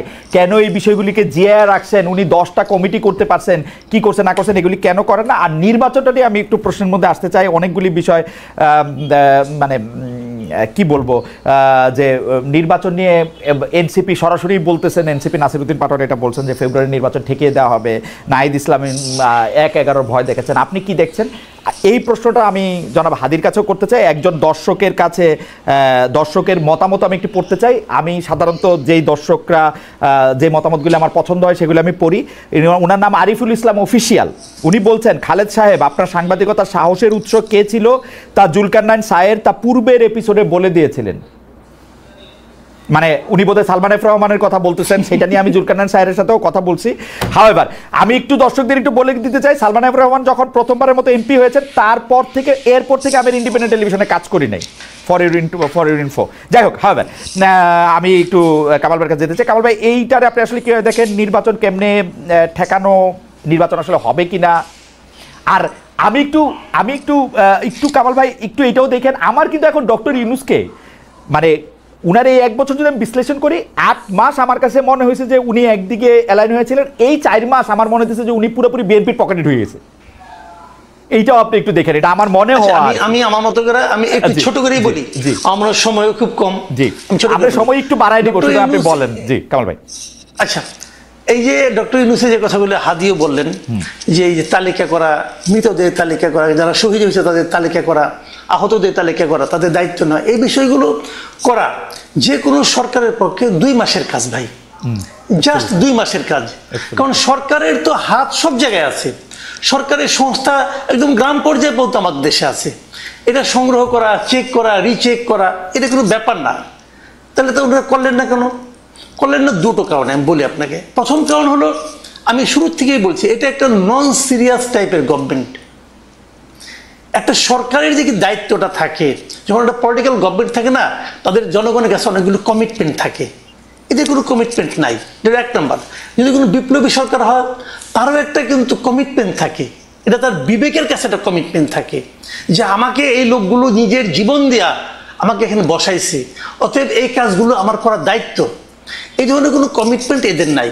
আমি হাদিকে বলি, যেমন হাদির কথা বলি, হাদি তো রাজপথের অকুতোভয় সৈনিক ছিলেন, তখন মনে করেন হাদি তখন আন্দোলন করতেছে, আপনি হাদিকে যাই নিয়ে 3 তারিখে যে বলেন, হাদি আন্দোলন ঠিকঠাক মতো করো, যদি তুমি জিততে পারো তাহলে কিন্তু আমি নূরজাহান বেগমকে স্বাস্থ্য উপদেষ্টা বানাবো। হাদি কি করতো ভাই? হাদি করতো, হাদির রিয়াকশনটা কি হতো আপনি বলেন? তো এখন এই তো হয়েছে, ও আন্দোলনে বিজয়ী হয়েছে, নূরজাহান বেগমকে উপদেষ্টা বানাইছেন। কে বানাইছে? ডক্টর ইউনূস বানাইছে। কেন বানাইছে? দেশের স্বাস্থ্য ব্যবস্থা উন্নত করার জন্য বানাইছে, নাকি এই ভদ্র মহিলাকে উনি এত বছর ধরে চিনে, ঠিক আছে বয়স্ক হয়ে গেছে, গৃহবধূ ঘরে থাকে, এখন নাতি নাতি নিয়ে থাকে, তার সঙ্গে পরিচয় আছে, আইনে বসাই দিছে? এটা কি একটা সরকার প্রধানের দায়িত্ব? এটা কি একটা সরকার প্রধানের কাজ হতে পারে? পারে না। দেখেন, একটা ছোট করে একটু জিনিস জানবো, ডক্টর ইউনূস যেহেতু কাউকেই চিনে না, নানা জায়গা থেকে নানা উপদেষ্টা হচ্ছে, উনার তো একটা নিজের লোক দরকার, যে উপদেষ্টা পরিষদে কে কি বলে আমার কাছে এসে একটু বলবা। সকল ধরনের সিইওরা তো এরকম করে একটা লোক লাগায় রাখে, ওই বোর্ড মিটিং এ কে কি বলে, ওরকম সমস্যাটার কথা আমি বলি, এটা লাগবে না। উনি কিন্তু চেষ্টা করেন তা না, উনি আসলে বাংলাদেশের মানুষকে চিনে না। This is the tragedy. উনি এই দেশের মানুষকে চেনে না, উনি এই দেশের মানুষের ক্যারেক্টার বুঝে না, এই দেশের মানুষ কত দ্রুত ভালোবাসতে পারে, কত বিপুল পরিমাণ ভালোবাসতে পারে এবং কত দ্রুত ত্যাগ করতে পারে, এই জিনিসটা ওনার জানা নাই। উনি আপনি হিসাব করে দেখেন না ভাই, পূর্ববর্তী 30 বছর 40 বছর উনি দেশে থাকছে কয়েকদিন, বাইরে থাকছে কয়েকদিন, দেশের সাংবাদিকদের ইন্টারভিউ দিচ্ছে কয়েকদিন, বাইরের সাংবাদিকদের ইন্টারভিউ দিচ্ছে কয়েকদিন। দেখেন না ভাই, দেখলেই তো হয়। যে ওই প্রসঙ্গে আমি যাচ্ছি না, আমি মূল পয়েন্টে আসি। ওনার সমালোচনা করে আমার কোনো লাভ নাই, যা পাইছি তাই তো পাইছি। আমার কথাটা হলো কি, যে আপনার এই যে তালিকাটা দেখেন, এটা ছিল সবচেয়ে ফরজ কাজ। এটা নিয়ে কিন্তু ছাত্ররা বলছে, এদের চিকিৎসা নিয়ে ছাত্ররা বলছে, এবং অগাস্ট মাসে আমার যতদূর মনে পড়ে, অগাস্টের 16 কি 17 তারিখের দিকে আমি একটা টক শোতে ছিলাম, সেখানে হাসনাত আব্দুল্লাহ ছিল। ও স্টেট বলছে এদের চিকিৎসা হচ্ছে না কেন, সে স্বাস্থ্য উপদেষ্টাকে দায়ী করছে। ওরা কিন্তু বলেছে, এই স্টুডেন্টরা সবাই বলতেছে, উনি পাত্তা দিচ্ছে না। স্টুডেন্টদের হয়েছে কি বিপদটা কোথায়? এদের বিপদটা হয়েছে তারা সরাসরি স্টুডেন্ট এই ইনস্টিটিউটে কিছু বলতে পারতেছে না, কারণ এরা তো ওকে আনছে, বলতে পারছে না। তো কিন্তু কাজটা তো হচ্ছে না। এই যাবৎকালে শহীদদের তালিকা নিয়ে আমি বলি আপনাকে, দেন আমি আগে বলছি আমি কিন্তু কোনো দল করি না, শহীদদের তালিকা নিয়ে সবচেয়ে বড় কাজটা কে করছে জানেন? জামাতে ইসলামী করছে। জামাতে ইসলামীকে তালিকা করছে, এবং সেই তালিকাতে সেই ওরা 10টা খণ্ডের বই করছে, 10 খণ্ডের বই। সেখানে তারা দেখাইছে যে কে মারা গেছে, কবে মারা গেছে, তার আইডি কার্ড সহ, তার ফ্যামিলির বিবরণ সহ, ফ্যামিলিতে কে কে আছে না আছে ডিটেইল আছে। এই কাজটা জামাত করছে, আর কেউ করে নাই। তো জামাত একটা পলিটিক্যাল পার্টি যদি করতে পারে, গভর্নমেন্ট পারলো না কেন? জামাত চেয়েছে তাই করেছে, সরকার চায় নাই তাই করে নাই। ওকে, দিস ইজ দ্য পয়েন্ট, আর কিছু না।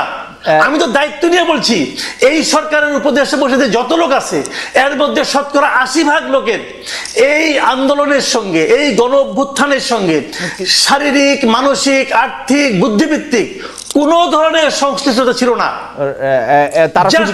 তারা শুধু তাদেরকে ব্যবহারই করছে। এবং আমার কাছে মনে হয় অনেকটা এনজিও সিস্টেমের মতো, এনজিওর কাজ হচ্ছে প্রবলেম জিয়ায় রাখা, তারা এরকম একটা কিছু করতে চাইছে বলেও আমার কাছে মনে হচ্ছে এনজিওর মতো। কিন্তু আপনার কাছে আমি একটু দর্শকের একটা মন্তব্য আপনার উদ্দেশ্যে এটা একটু আমি করে রেখে একটু জনাব হাদির কাছে যাই।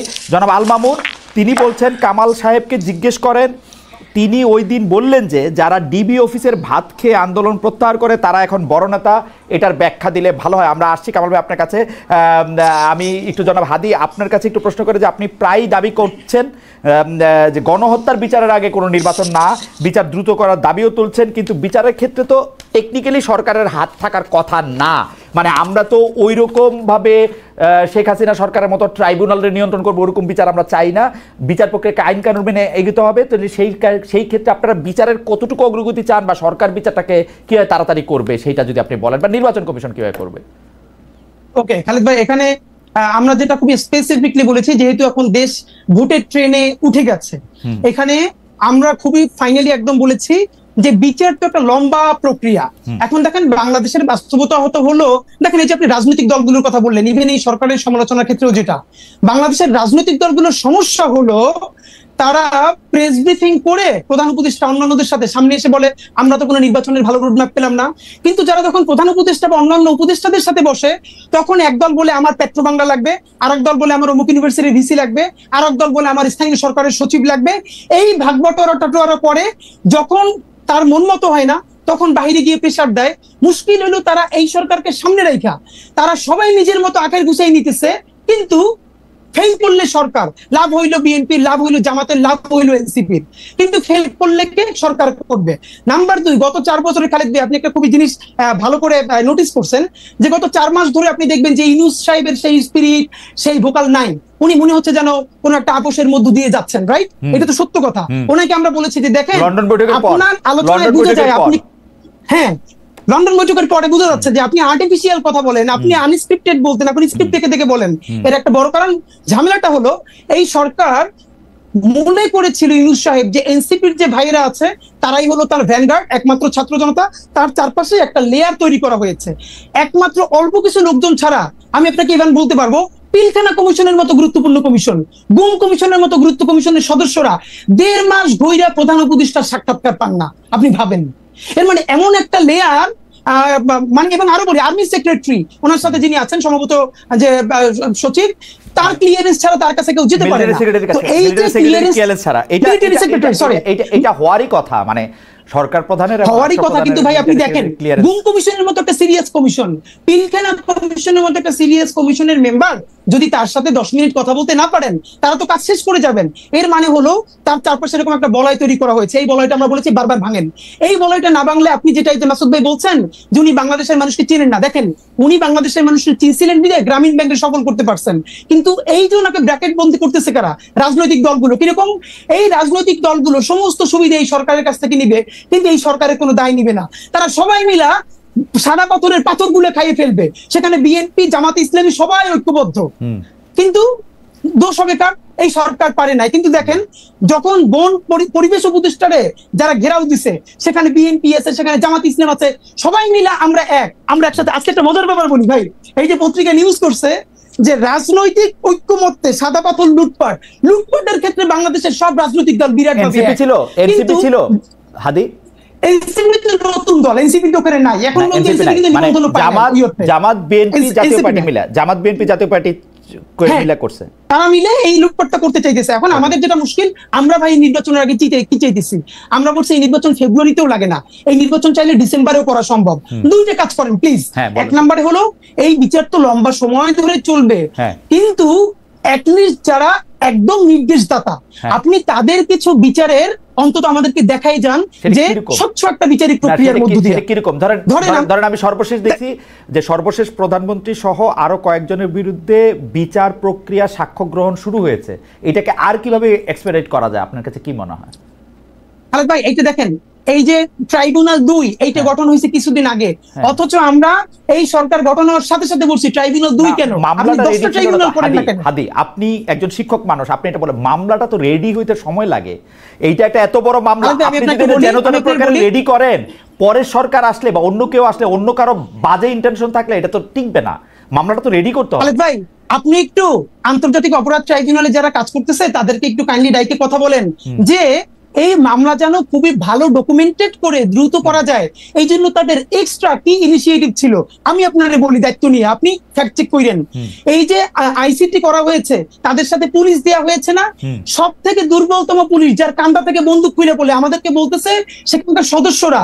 এমনও হয়েছে যে অপরাধী ধরতে গেছে, পুলিশ দৌড়িয়ে পারে না, তো এই যে আন্তর্জাতিক অপরাধ ট্রাইব্যুনালের যে টিম, তারা দৌড়ে আসামি ধরতেছে। কিরে ভাই, ওকে, মানে অপরাধ ট্রাইব্যুনালের যে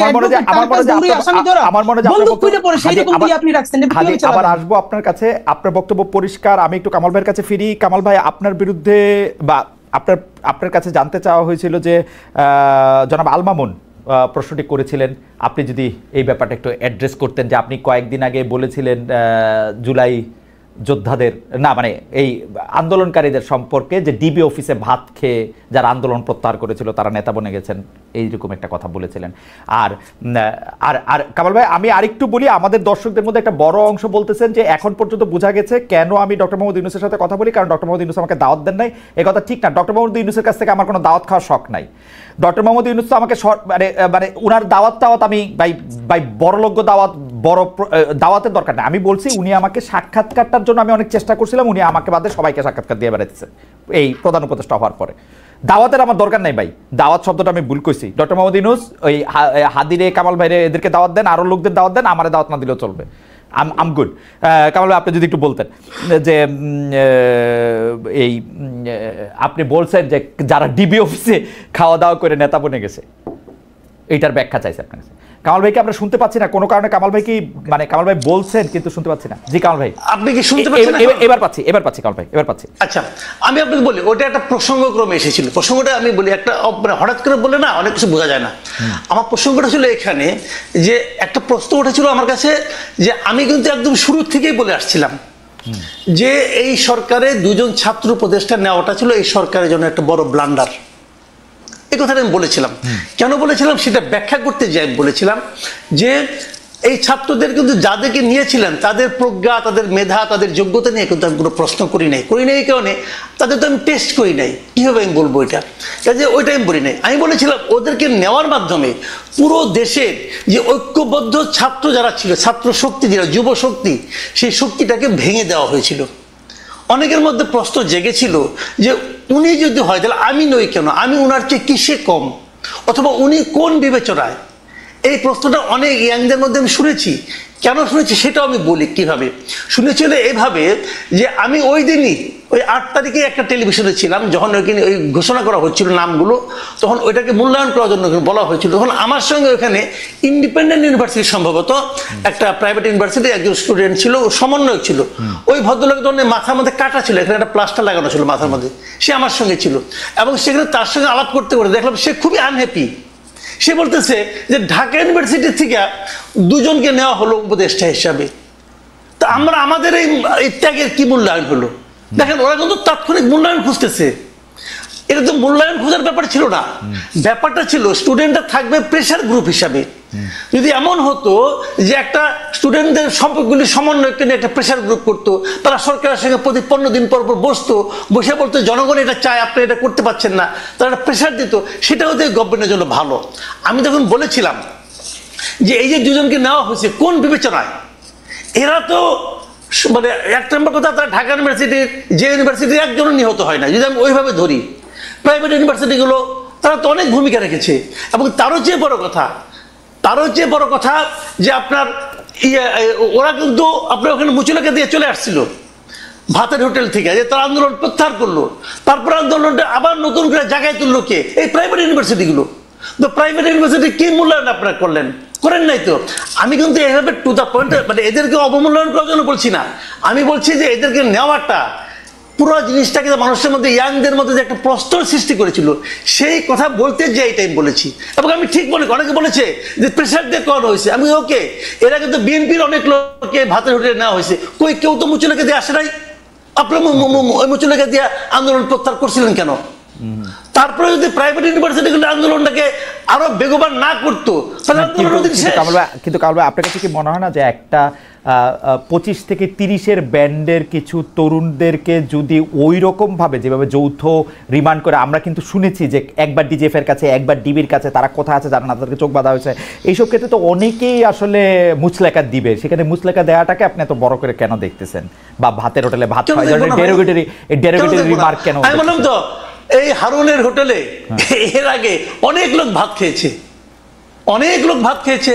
এখন ওনারা যদি বয়সজনিত কারণে অন্যদের মতো শক্ত দৃঢ় না হইতে পারেন, তাহলে ওনারা এখন এই বয়সজনিত আমরা কিন্তু কামাল ভাই 111 এর কথা, 111 এর সময়ের কথা আপনার নিশ্চয়ই মনে থাকবে। সেই সময় 111 না কি 11, এটা 111, আমি হারুনের হোটেলের কথা বলছি, যে না 111 এর সময় আপনি নিশ্চয়ই মনে থাকবে যে আগের কথা বলতেন, 111 এ অনেকে অনেক কিছু বলছে, ওগুলো আমাদের সব মনে আছে। ওবায়দুল কাদের কি বলছে, আব্দুল জলিল কি বলছে, ওগুলো সবই আমরা দেখছি। সাইফুর রহমান কি বলেছেন, সবই আমরা দেখছি, ওগুলো ভিডিও আমরা দেখেছি। বাট সেটা তো অন্য হিসাব। কিন্তু এখানে তো, এবং ওখানে কেউ কিন্তু মুচুলাকা দিয়ে আসে নাই, এখানে তো তারা আন্দোলন প্রত্যাহার ঘোষণা দিয়েছে। আচ্ছা ঠিক আছে, আমরা একটু জনাব হাদির কাছে আসি এই বিষয়ে। জনাব হাদির কাছে যাওয়ার আগে আমি দুই একটা বিষয়, একটু আমাদের অনেক দর্শক আজকে এঙ্গেজ হয়েছেন। কামাল ভাই, আপনার অনুমতি নিয়ে একটু বেশি সময় যদি আমাদের সঙ্গে থাকেন, হাদি আপনি যদি একটু বেশি সময় থাকেন, কারণ অনেক দর্শক আমাদের সঙ্গে আছে, একটু যদি থাকেন। একজন প্রশ্ন করেছেন, জুলাই আন্দোলনে খালেদ মহিউদ্দিন আপনার অবদান কি? আমার কোনো অবদান নাই জুলাই আন্দোলনে, আমি সাংবাদিক মানুষ, আন্দোলনে অবদান আমার নাই। 2 নাম্বার হচ্ছে যে তারেক সাহেবের ইন্টারভিউ কেন নেন নাই? তারেক সাহেবের ইন্টারভিউ নিতে গত 5 বছর ধরে আমি ক্রমাগত চেষ্টা করে যাচ্ছি, তারেক সাহেব আমাকে ইন্টারভিউ দিচ্ছে না। শেখ হাসিনার ইন্টারভিউ নেওয়ার জন্য আমি গত 8-9 বছর অনেকবার চেষ্টা করেছি। একবার ডয়েচে ভেলে থেকে বিশেষ অ্যাসাইনমেন্টে উনি জেনেভায় এসেছিলেন, জেনেভায় তার হোটেলের নিচে দাঁড়িয়েছিলাম, উনি পুলিশ দিয়ে আমাকে, মানে সুইস পুলিশ দিয়ে আমাকে সেই জায়গা ত্যাগ করতে বাধ্য করেছেন। এমনকি সজীব ওয়াজেদ জয়, আমি ডয়েচে ভেলেতে থাকা অবস্থায় আমার আরেক কলিগকে ইন্টারভিউ দিয়েছেন, আমাকে ইন্টারভিউ দেন নাই। ডক্টর মোহাম্মদ ইউনূস যতদিন আসলে সরকারের প্রধানের ক্ষমতায় ছিলেন না, তখন আমাকে ইন্টারভিউ দিয়েছেন, প্রথম ইন্টারভিউটা, এখন দেন নাই, সেটাই হচ্ছে কথা। আমি জনাব হাদি আপনার কাছে আসি। জনাব হাদি, যেই নির্বাচন কখন হবে সেই প্রসঙ্গের মধ্যে থেকে, এবং জনাব মাসুদ কামাল ভাই এনসিপির কথাও একটু বলতেছিলেন যে যারা নেতা হয়েছেন সেখানে, আমাদের অনেকে আপনাকে এই প্রশ্ন করেছেন, আমাদের গবেষক দলও একটি আপনাকে প্রশ্ন করেছেন যে 5 আগস্ট ডক্টর ইউনূস জুলাই ঘোষণাপত্র পাওয়ার পরে এনসিপি বা বাংলাদেশ গণতান্ত্রিক ছাত্র সংসদ এবং এমনকি আপনাদের মধ্যে এক ধরনের মনোমালিন্য, ঘরের মধ্যে মশারি কেউ কেউ বলতেছেন, দলের মধ্যে দল, আপনারা আলাদা হচ্ছেন নাকি আপনারা এক হচ্ছেন, সেরকম অনেক কথা বলছেন। আপনি ব্যাপারটাকে আসলে কিভাবে দেখেন? প্রশ্নের মধ্যে আরো প্রশ্ন করেছেন, শুধু আপনাকে দর্শকরা এই প্রশ্নটাও করেছেন যে আপনি এনসিপিতে যান নাই কেন? আপনি নাগরিক কমিটিতে থাকলেন, এনসিপি যখন হইলো তখন আপনি গেলেন না কেন? আচ্ছা, এটা আমি বলতেছি, এটা আমি ফেসবুকে অনেক আগে ক্লিয়ার করছি, তারপর আমি আপনাকে একটু বলি। যেহেতু প্রশ্নটা আসে না, আমি ভাবছি আপনি হয়তো প্রশ্নটা পড়বেন, তা আমি একটু আপনার মাধ্যমে মাসুদ ভাইকে একটু কাইন্ডলি প্রশ্ন করে রাখতে চাই। আমি পুরোটা দেখি নাই, বাট যেহেতু ইউটিউবে প্রচুর ছড়াচ্ছে, থাম্বনেল দেখে দেখেছি যে মাসুদ ভাই বলেছেন যে আসলে আওয়ামী লীগ ছাড়া এই নির্বাচন ইনক্লুসিভ হবে না। এটা আমার সর্বশেষ প্রশ্ন কামাল ভাইয়ের জন্য, এটা সর্বশেষ প্রশ্ন। কামাল ভাই এটা মনে করেন কিনা? ঠিক আছে, এটা আমার অবশ্যই প্রশ্ন যে কামাল ভাই এটা মনে করেন কিনা। জি রাইট, আপনি যদি আপনি বলেন। নাম্বার 2 হলো এইখানে ভাই একটা ব্যাপার, যে মুচলেকা দেওয়ার যে কথাটা বললেন না মাসুদ কামাল ভাই, যে ওরা কেন মুচলেকা দিল, একটা ব্যাপার হলো দেখেন, এই গণ অভ্যুত্থানের পরে আমাদের সাথে যারা উপদেষ্টা হয়েছে, বিভিন্ন আন্দোলন করছে, এদের ব্যাপারে যখন যেটা দেখেছি আমরা সমালোচনা করেছি। কিন্তু একটা ব্যাপার দেখেন খালেদ ভাই, আমি আমার আজকে আপনারা যত বিপ্লবী মুভি দেখেন, যাই দেখেন, আমি নাহিদের হাজারটা সমালোচনা করছি, নাহিদের করছি, অন্যদের করতেই থাকবো, কিন্তু এরপর আমি যেটুকুনি অ্যাড্রেস করব, যদি এই ফ্যাসিবাদের পতন না হইতো, তাইলে যদি প্রথম কারো ফাঁসি হইতো, সেই ফাঁসিটা নাহিদের হইতো, আমার ওয়াকার সাহেবের হইতো, ওয়াকার সাহেবের হইতো, হয়তো হইতো, সেটা কি ওয়াকার সাহেবের আগে হইতো না নাহিদ সাহেবের আগে হইতো, এটা নিয়ে আমার ডাউট আছে। কারণ আমার কাছে মনে হয় যে শেখ হাসিনার পুরা দায়টা ওয়াকার সাহেবের দেয়। উনি মনে করেন না নাহিদ সাহেব এত বড় বিপ্লবী, উনি মনে করে ওয়াকার সাহেব বেইমান করছে। আপনি বয়ানটা দেখেন কিন্তু। আচ্ছা ওকে, সেটা যেটাই হোক, কিন্তু সিভিলিয়ানদের মধ্যে, কারণ নাহিদ যেদিন 3 দফা মানে 1 দফায় ঘোষণা করেছে, সেদিন কিন্তু তার মৃত্যুর পরোয়ানা মানে সে স্বাক্ষর করেছে। এখন এখানে ব্যাপার মুচলেকা দেওয়ার ব্যাপারটা মাসুদ ভাই কেন রিলেট করতে পারবে না, আমি আপনাকে বলি। এর কারণ হলো মাসুদ ভাই এর উত্তরটা একটু আগে বলছে, আপনাকে বললো না যে ওনাকে আওয়ামী লীগের সময়েও ডিজিএফআই থেকে 2-3 বার চা খাইতে ডাকছে, তো উনি জান নাই, কিন্তু কিছু হয় নাই। এর মানে হইলো ডিজিএফআই আসলে অত খারাপ না, এই আমরা যারা খারাপ মানুষ ছিলাম এদেরকে ডিজিএফআই আয়নাগর দিয়ে হেদায়েত করে ফেলছে। কিন্তু মাসুদ ভাই ভাবেন, ডিজিএফআই চা খাইতে ডাকতেছে আর মাসুদ ভাই যাইতেছে না, তাও ডিজিএফআই এর কিছু বলতেছে না। আমি আপনাকে কিছু ছোট স্মরণ করে দিই। নুরুল কবির ভাই, আমি আমার অনুষ্ঠানে অন্য কোনো কথা যেটা আমি দায়িত্ব নিয়ে করছি, নুরুল কবির ভাই আমার অনুষ্ঠানে গিয়া ডিজিএফআই রে, শেখ হাসিনা রে, মানে ইন্ডিপেন্ডেন্ট টেলিভিশন অনুষ্ঠানে এমন কথা বলছে যেগুলো আমি এখন মুখ দিয়ে কইতে পারবো না। ওই কথা বলার পর নুরুল কবির ভাইদের একটা আলাদা অবস্থান ছিল, মাসুদ কামাল ভাইদের একটা আলাদা অবস্থান ছিল, যেটার জন্য এত সহজ না। কিন্তু কামাল ভাইয়ের শুধু মনে করাই দিয়ে যে উনি নাহিদের শরীরের দাগ দেখছেন কিনা, ওনার সন্তান যদি ওইটা হইতো, বা ভাই সারা শরীরের কি অবস্থা, কোনো মানুষ সুস্থ থাকতে পারবে? নাহিদের হাজারটা সমালোচনা আমি করি, কিন্তু ভাই নাহিদের শরীরের দাগ কি দেখা যায়? এইটা হলো একটা প্রশ্ন। সুতরাং মুসলিমের উত্তর পাবেন। নাম্বার 2, এই সরকারের ভাই বললো না যে ভাই দেখেন, আমি নিজেও বলি এই সরকারে যারা উপদেষ্টা হয়েছে ছাত্রদের, প্রথম হলো কে হয়েছে এই প্রশ্নটা পরে। এখন ধরেন আমাদের প্রাইভেট বিশ্ববিদ্যালয়কে আমি বলি, আমরা বলি এই আন্দোলনের বাঁশের কেল্লা। ঢাকা বিশ্ববিদ্যালয় যখন একদম মুক্ত হয়ে গেছে, পুরো আন্দোলন মরে গেছে, তখন এই আন্দোলনকে নতুন করে জীবন দিয়েছে, বাঁচিয়ে রেখেছে প্রাইভেট বিশ্ববিদ্যালয়। কারণ আমার বাসা রামপুরে, আমি আন্দোলনের শুরু থেকে শেষ পর্যন্ত ব্র্যাকের সামনে, ইস্ট ওয়েস্টের সামনে এই পুরো ঘটনার সাক্ষী যে কি হয়েছে। সুতরাং এখন কথা হলো ভাই, ধরেন 10 জন উপদেষ্টা নিবে ছাত্রদের মধ্য থেকে, তাইলেও কি সকল প্রাইভেট বিশ্ববিদ্যালয় থেকে একজন করে নেওয়া সম্ভব? বাকি যে হাজার হাজার হবে না, সেও তো প্রশ্ন তুলবে, এটা কোনো প্রক্রিয়া না। কিন্তু আমরা বরং যেটা করতে চাই, এই যে 2 জন ছাত্র উপদেষ্টা হইলো, এখানে তো 2 জন নেওয়া ঠিক হয় না। এই সরকারের একমাত্র বৈধতা এই ছাত্র উপদেষ্টারা তাদের সাথে আছে। কারণ যখনই তারা চাপে পড়ে কোনো অকাজ কইরা, তখন বলে আমাদের সাথে ছাত্ররা আছে। কিন্তু ছাত্ররা যে দাবি জানায়, সেগুলো সে ডক্টর ইউনূস সাহেব একটাও বাস্তবায়ন করে না, ক্যাবিনেটে বাস্তবায়ন করে না। কেন করে না? কারণ এই ক্যাবিনেটের অনেকজন উপদেষ্টা ইতিমধ্যে বিভিন্ন রাজনৈতিক দলের সাথে নেগোসিয়েশন করছে। আমার কিন্তু তাই মনে হয় যে আপনি কি সেটা বলেন যে 7 জন উপদেষ্টাই বা 10 জন উপদেষ্টাই ছাত্রদের থেকে নেওয়া উচিত ছিল? আমি মনে করি 3 ভাগের ন্যূনতম 1 ভাগ, 3 ভাগের ন্যূনতম 1 ভাগ ছাত্রদের মধ্যে থেকে নেওয়া উচিত ছিল, এবং এখান থেকে অবশ্যই প্রাইভেট বিশ্ববিদ্যালয় থেকে নেওয়া উচিত ছিল। 3 ভাগের 1 ভাগ মানে আপনি 8 জনের কথা বলতেছেন যে ছাত্র 8 জন অন্তত। এবং আমরা সেখানে প্রেস ব্রিফ করে বলেছি এইখান থেকে প্রাইভেট বিশ্ববিদ্যালয় থেকে নিতে হবে মিনিমাম 2 জন। আমাদের নারীরা যদি না নামতো, জীবনে জুলাই সফল হতো না। একজন কই নারী শিক্ষার্থী কই, এই আমরা বলেছিলাম, তখন আমাদেরকে বলে যে নারীর ওই এক্সপার্টিস আছে কিনা। তখন আমি প্রশ্ন করছি, এই যে উপদেষ্টাদের মধ্যে মিনিমাম 5 জনের নাম বলতে পারবো যাদের কোনো এক্সপার্টিস নাই, তাদেরকে যদি রাষ্ট্র পালতে পারে, তাহলে আমাদের 2টা বোন এই সমস্ত নারীদের মধ্য থেকে, ছাত্রীদের মধ্য থেকে উপদেষ্টা হইলে আমরা ইনক্লুসিভ ফিল করতাম না, ইনক্লুডেড ফিল করতাম না। আমাদের প্রাইভেট থেকে 2টা ছাত্র যদি থাকে, কওমি মাদ্রাসা এত জীবন দিছে, ধরেন মাদ্রাসা থেকে একটা ছেলে, প্রাইভেট বিশ্ববিদ্যালয় থেকে 2টা ছেলে, নারী শিক্ষার্থীদের মধ্যে থেকে 2 জন বা 1 জন, তাতে আমরা সবাই ইনক্লুডেড ফিল করতাম। এইটা না করে যেটা হইছে, এখন ছাত্র জনতা বিভাজিত হইছে। ইনক্লুডেড ফিল না কইরা জনাব মাহফুজ, জনাব নাহিদ, জনাব আসিফ উপদেষ্টা পরিষদে গেলেন কেন? এবং ডক্টর ইউনূস যখন ক্লিন্টন ফাউন্ডেশনে মাহফুজ সাহেবকে পরিচয় করে দিচ্ছেন, উনি হচ্ছেন এই আন্দোলনের মাস্টার মাইন্ড। যখন শফিক সাহেব বলতেছেন যে এই আন্দোলনের পিছনে ছিল হচ্ছে এই যা, তখন ওনারা খুব আরাম করে মৃদু হেসে এটা উপভোগ করতেছিলেন কেন? উনারা কেন বললেন না যে আমাদের ভাই বোনরা না আসা পর্যন্ত আমরা থাকবো না এখানে? দেখেন, এই জন্যই বলছিলাম যে মাহফুজ আলমের ব্যাপারে আমরা একটা পরামর্শ দিয়েছিলাম, এইটা কিছুদিন আমার মনে হয় বাস্তবায়ন হয়েছে। যেমন আমি বলছিলাম ওনার হাত থেকে ফোন কাইডে নেওয়া হোক, উনি যখন পোস্ট করতে চাইবেন এটা প্রধান উপদেষ্টা দেখে পোস্টটা দিয়ে দিবেন। এরপর উনি অনেকদিন চুপচাপ ছিল, এরপর সরকার কিছুটা নিরিবিলিও ছিল। তো এখন আমাদেরকে যদি এগুলাই চলান লাগে, তাহলে ভাই আমরা দেশ চালাই। আচ্ছা ঠিক আছে, এগুলি বাদ দেন। আসলে আমরা এখানে মাহফুজ সাহেব নাই, আপনি যদি এইটা বলেন আপনি এনসিপি কেন করেন নাই, নাগরিক কমিটিতে আপনি ছিলেন, তারপরে আপনি এনসিপি তে কেন আসেন নাই? আপনি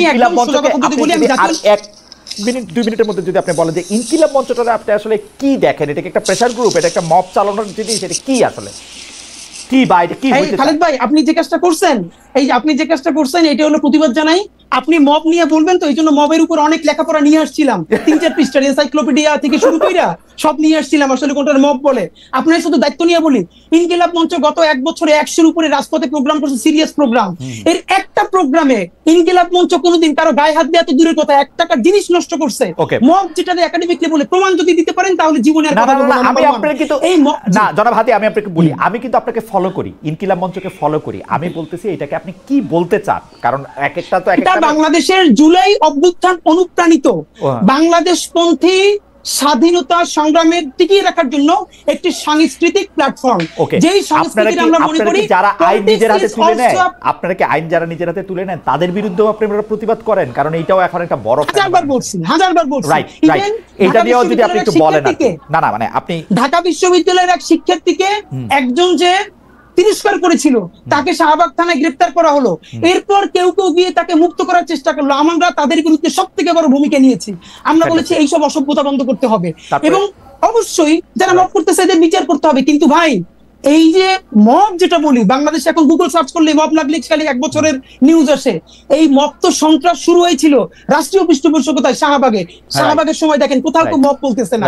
সেই মব কোথায়, এটা আমরা খুঁজতে চাই। না না না না না, কেউ বলতেছে না, না বললেই কোনো কিছু মব না হয়ে অন্য কিছু হয়ে যায় না। এটা শফিক সাহেবের স্টাইল, মব না বলা সন্ত্রাস বলা, কিন্তু মব আসলে তাই।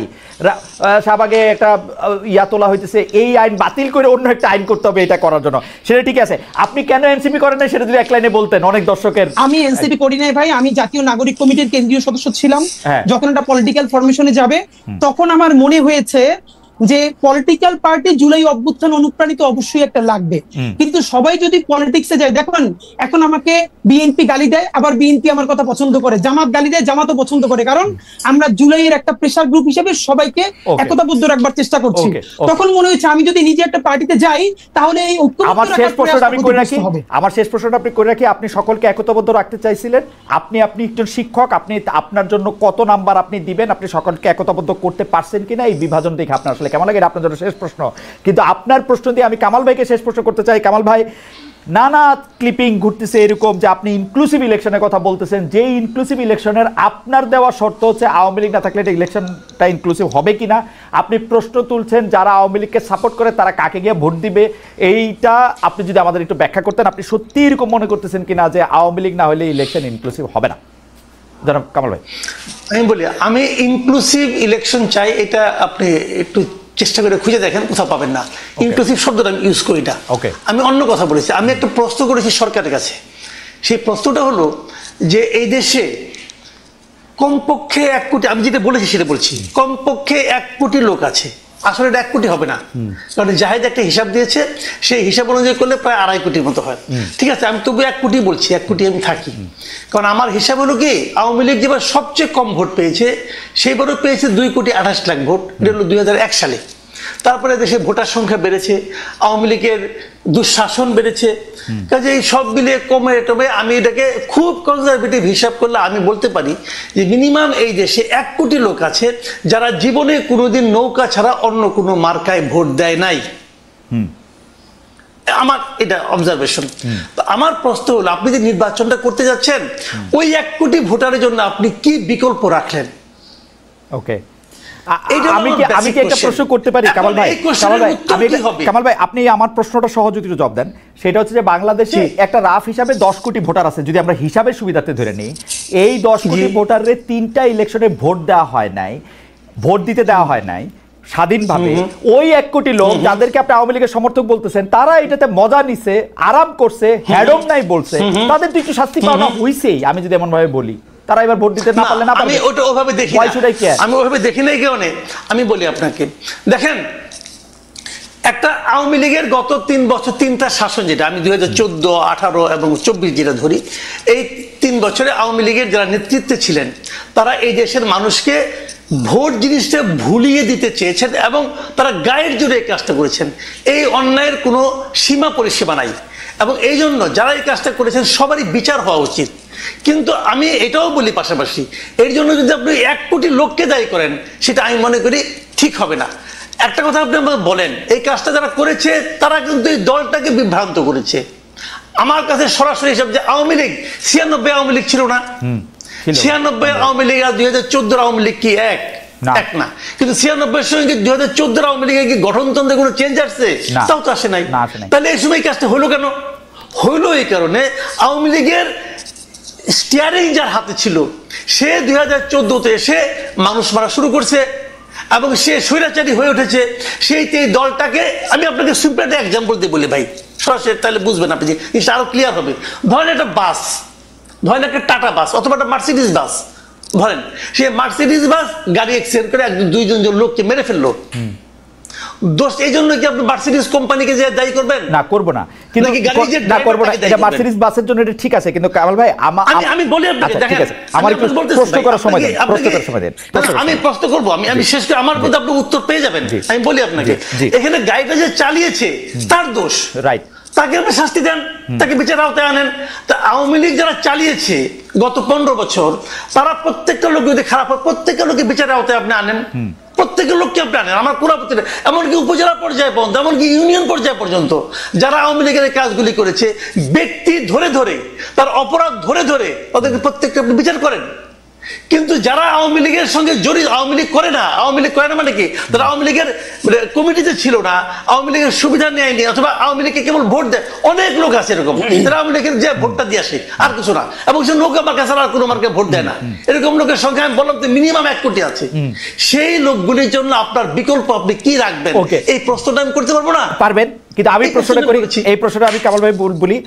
আপনি যে মার্সিডিজ গাড়ির উদাহরণটি দিয়েছেন, যেখানে চালকের উদাহরণ দিয়েছেন, যেখানে প্যাসেঞ্জারের উদাহরণ দিয়েছেন, আওয়ামী লীগের সেই সমর্থক 1 কোটিকে যদি আপনি প্যাসেঞ্জার বলেন, তারা কোনোদিন ওই চালকের ব্যর্থতাকে চালকের ব্যর্থতা মনে করে না, আমার অন্তত জানা নাই। তারা যে এরা না থাকলে, যাদেরকে আপনি ধরে ধরে বিচার করা করতেছেন, তারা ভোট দিতে চায়, এটাও আমি কোনো সময় শুনি নাই। তারা মনে করে ওই চালক যে গাড়ি চালাইয়া গাড়ি নষ্ট করছে, তাদের মাথা ভাঙছে, তাদের পোলাপাইন ভাঙছে, ঠিকই করছে, এবং তারা এর জন্য চালকের শাস্তি টাস্তি, চালকের ছবি না থাকলে তারা নৌকার ছবি দেখে না ভাই। আর এটা যদি দেখতো তাহলে তো শেখ হাসিনা ইলেকশনই দিত, মানে আমার মনে হয়। এটা তো আপনার অপিনিয়ন, এটা তো আমার কোনো সমস্যা নাই, এটা আপনার অপিনিয়ন, কোনো প্রবলেম নেই। আপনি এবার দিয়ে দেখেন না, এবার আপনি ইলেকশন করবেন, সেখানে শেখ হাসিনা কোনো মাথার ছবি থাকবে না, কারো ছবি থাকবে না, দেখেন ওই লোকগুলি কি করে। ওকে, ঠিক আছে, এটা একটা প্রস্তাব। জনাব হাদি, আপনি প্রস্তাবটাকে একটু অ্যাড্রেস করতে পারেন অল্প সময়ের জন্য, আমরা শেষ পর্যায়ে চলে আসছি। আর আপনি যে আপনি যে বিভাজন থেকে ঐক্যবদ্ধ রাখতে চেয়েছিলেন, তাতে আপনি সফল না ব্যর্থ, ওইটাও যদি একটু বলেন, দুইটাই। আচ্ছা, তার আগে আমি একটু ভাইয়ের কয়েকটা রেসপন্স করি। নাম্বার 1, ভাই বলেছেন লীগের 1 কোটি ভোটার, আমি ধরে নেই 1 কোটি ভোটার না, 18 কোটির মধ্যে 9 কোটি ভোটার লীগের।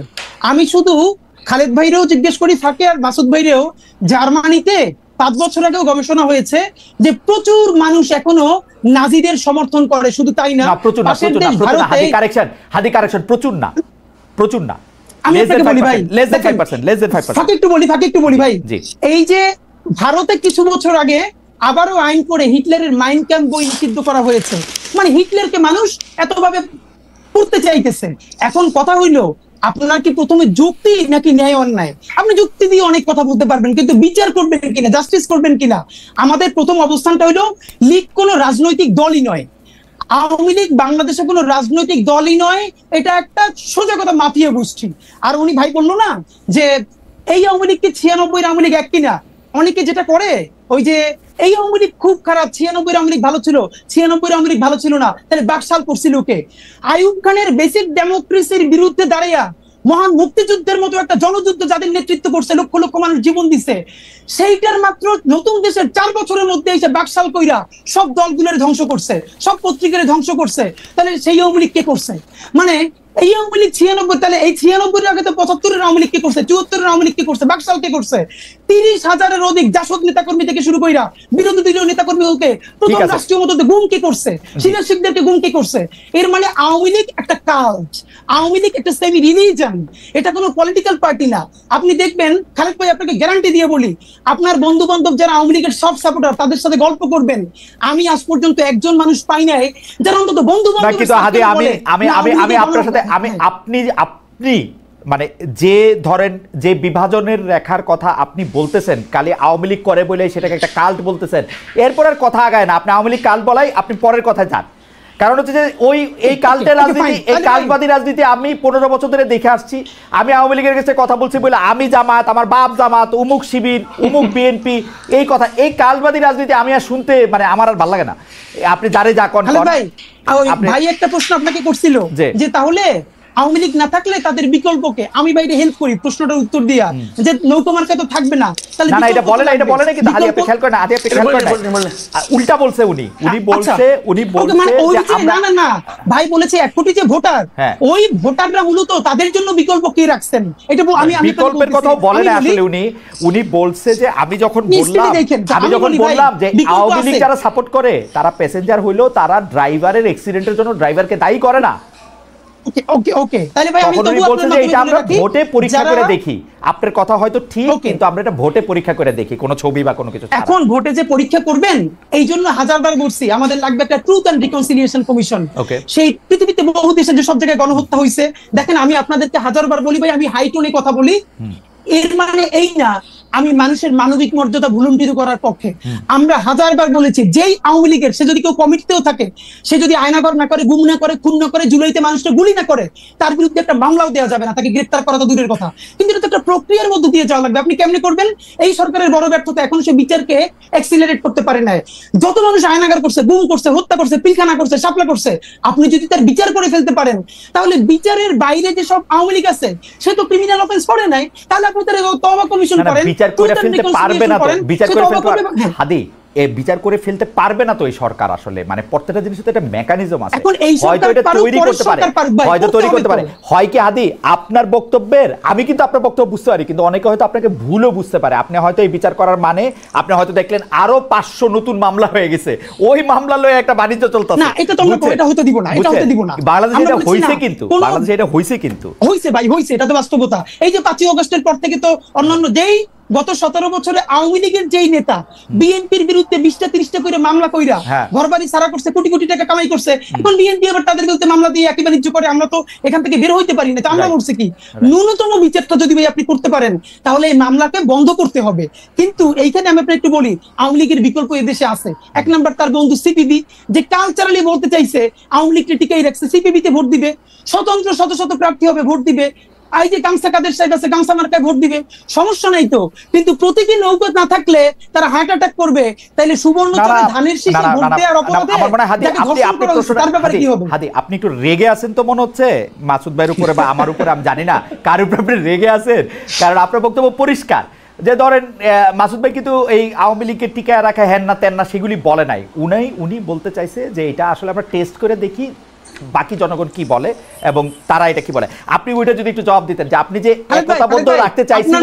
মাসুদ ভাই লাস্ট একটা প্রশ্ন করি, একটা ভাই টেস্ট করতে দিছে না, আপনি একটা জানেন একটা ইনজেকশন এইটা নিলে আপনার সন্তান মরার সম্ভাবনা আছে, আবার বাঁচতেও পারে, আপনি জ্ঞাতস্বরে এইটা এক্সপেরিমেন্ট চালাইতে দিবেন? এটা করব না, কিন্তু ওই ইনজেকশন দিয়ে কিন্তু ইনজেকশন এই যে আপনি যে এরকম করে বলতেছেন ওই ইনজেকশন দিয়ে বাচ্চা মরেই যাবে বা মরার সম্ভাবনা আছে, সেই জায়গাতে আর আলোচনা আগায় না।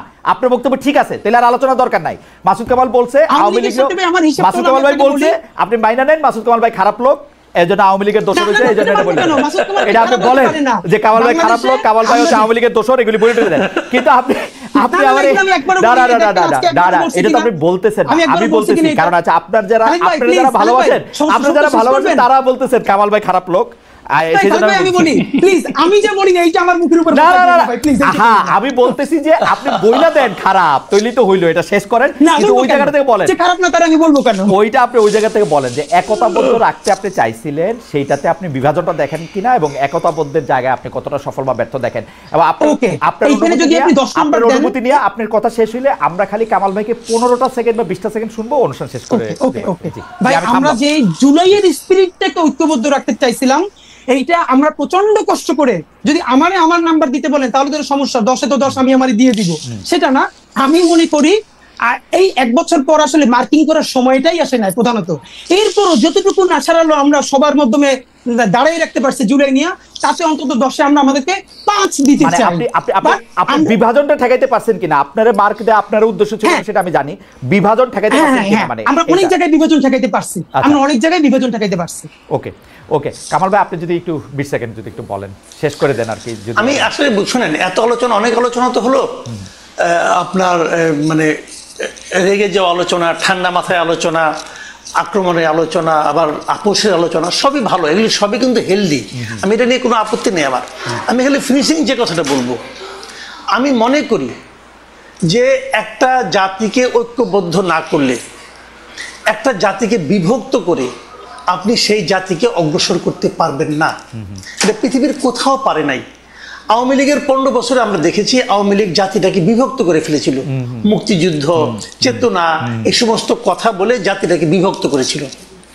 বিভক্ত করে তারা বিএনপিকে শেষ পর্যন্ত বলতো একটা সন্ত্রাসী দল, জামাতকে নিষিদ্ধ করতে হবে, এই সমস্ত কথা বলে তারা দেশটাকে বিভক্ত করেছিল। এবং তখন আমি কিন্তু বলেছিলাম যে এই যে বিএনপির যে মানে কয়েক কোটি ভোটার আছে, জামাতের যে কিছু ভোটার আছে, এদেরকে আপনারা কি করবেন? এদেরকে নিয়ে বঙ্গোপসাগরে ফেলে দিবেন? আমি আওয়ামী লীগের শাসনামলে এই কথা বলেছিলাম যে এটা হয় না, এভাবে দেশকে বিভক্ত করে আপনি অগ্রসর হতে পারবেন না। আমি ভেবেছিলাম যে ডক্টর ইউনূস যখন ক্ষমতায় আসছে তিনি দেশটাকে ঐক্যবদ্ধ করার চেষ্টা করবেন, কিন্তু আমি বিস্ময়ের সঙ্গে লক্ষ্য করলাম, একই সঙ্গে বেদনার সঙ্গে লক্ষ্য করছি, ডক্টর ইউনূস সেই কাজটা করতে পারেন নাই। বরঞ্চ যে কাজটা করতে আওয়ামী লীগের 15 বছর লাগছে, সেটা ডক্টর ইউনূস 15 মাসের আগেই করে ফেলেছে। এবং এই জুলাই আন্দোলনকারীদের মধ্যেও থেকে অনেক দ্বিধা, অনেক বিভক্তি তৈরি করছে। হাদি আপনিও একটু 20 সেকেন্ড বলেন, কারণ আমরা কামাল ভাইকে দিয়ে শুরু করছিলাম, আপনাকে দিয়ে শেষ করি। আমি ভাই যেটা শেষে বলতে চাই, অবশ্যই আমাদের জাতি গঠনে যেতে হবে এবং ট্রুথ অ্যান্ড রিকনসিলিয়েশন কমিশন করতে হবে। সেটার আগে বিচারটা ন্যূনতম নিশ্চিত করে আমরা নতুন করে যে আমাদের জাতি গঠন প্রক্রিয়া পুরো ঐক্যবদ্ধভাবে, কোনো ট্যাগিং পলিটিক্স, কাল্টের পলিটিক্স থেকে বাদ দিয়ে আমরা বাংলাদেশ কামস ফার্স্ট এইটাকে সামনে রেখে রাজনীতিটা করতে হবে। তার আগে অবশ্যই গণহত্যার বিচার করতে হবে, রাষ্ট্রের ন্যূনতম সংস্কার করে নির্বাচনের দিকে যেতে হবে। ওকে, জনাব শরীফ ওসমান হাদী আপনাকে অনেক অনেক ধন্যবাদ, জনাব মাসুদ কামাল আপনাকে অনেক ধন্যবাদ। আপনাদের দুইজনের অনেকগুলি বিষয়, অনেক রকম আলোচনার মধ্যে যেটা কামাল ভাই শেষে একটু বলছেন যে আমরা অনেক কিছু জানছি, যেটাকে হেলদি বলছেন। শরীফ ওসমান হাদীও বিষয়টাকে নানাভাবে স্বাগত জানিয়েছেন। আপনাদের মন্তব্য আমাদের অনেক বিষয়ে আলো দেখিয়েছে। দর্শক অনেকে ছিলেন আজকে, অনেক ধরনের মন্তব্য করেছেন। আপনাদের দুজনকে অনেক অনেক ধন্যবাদ এবং কৃতজ্ঞতা জানিয়ে আজকের অনুষ্ঠান এখানেই শেষ করছি আমি, এবং দর্শক আপনাদেরকে শুভেচ্ছা এবং আবারও ধন্যবাদ।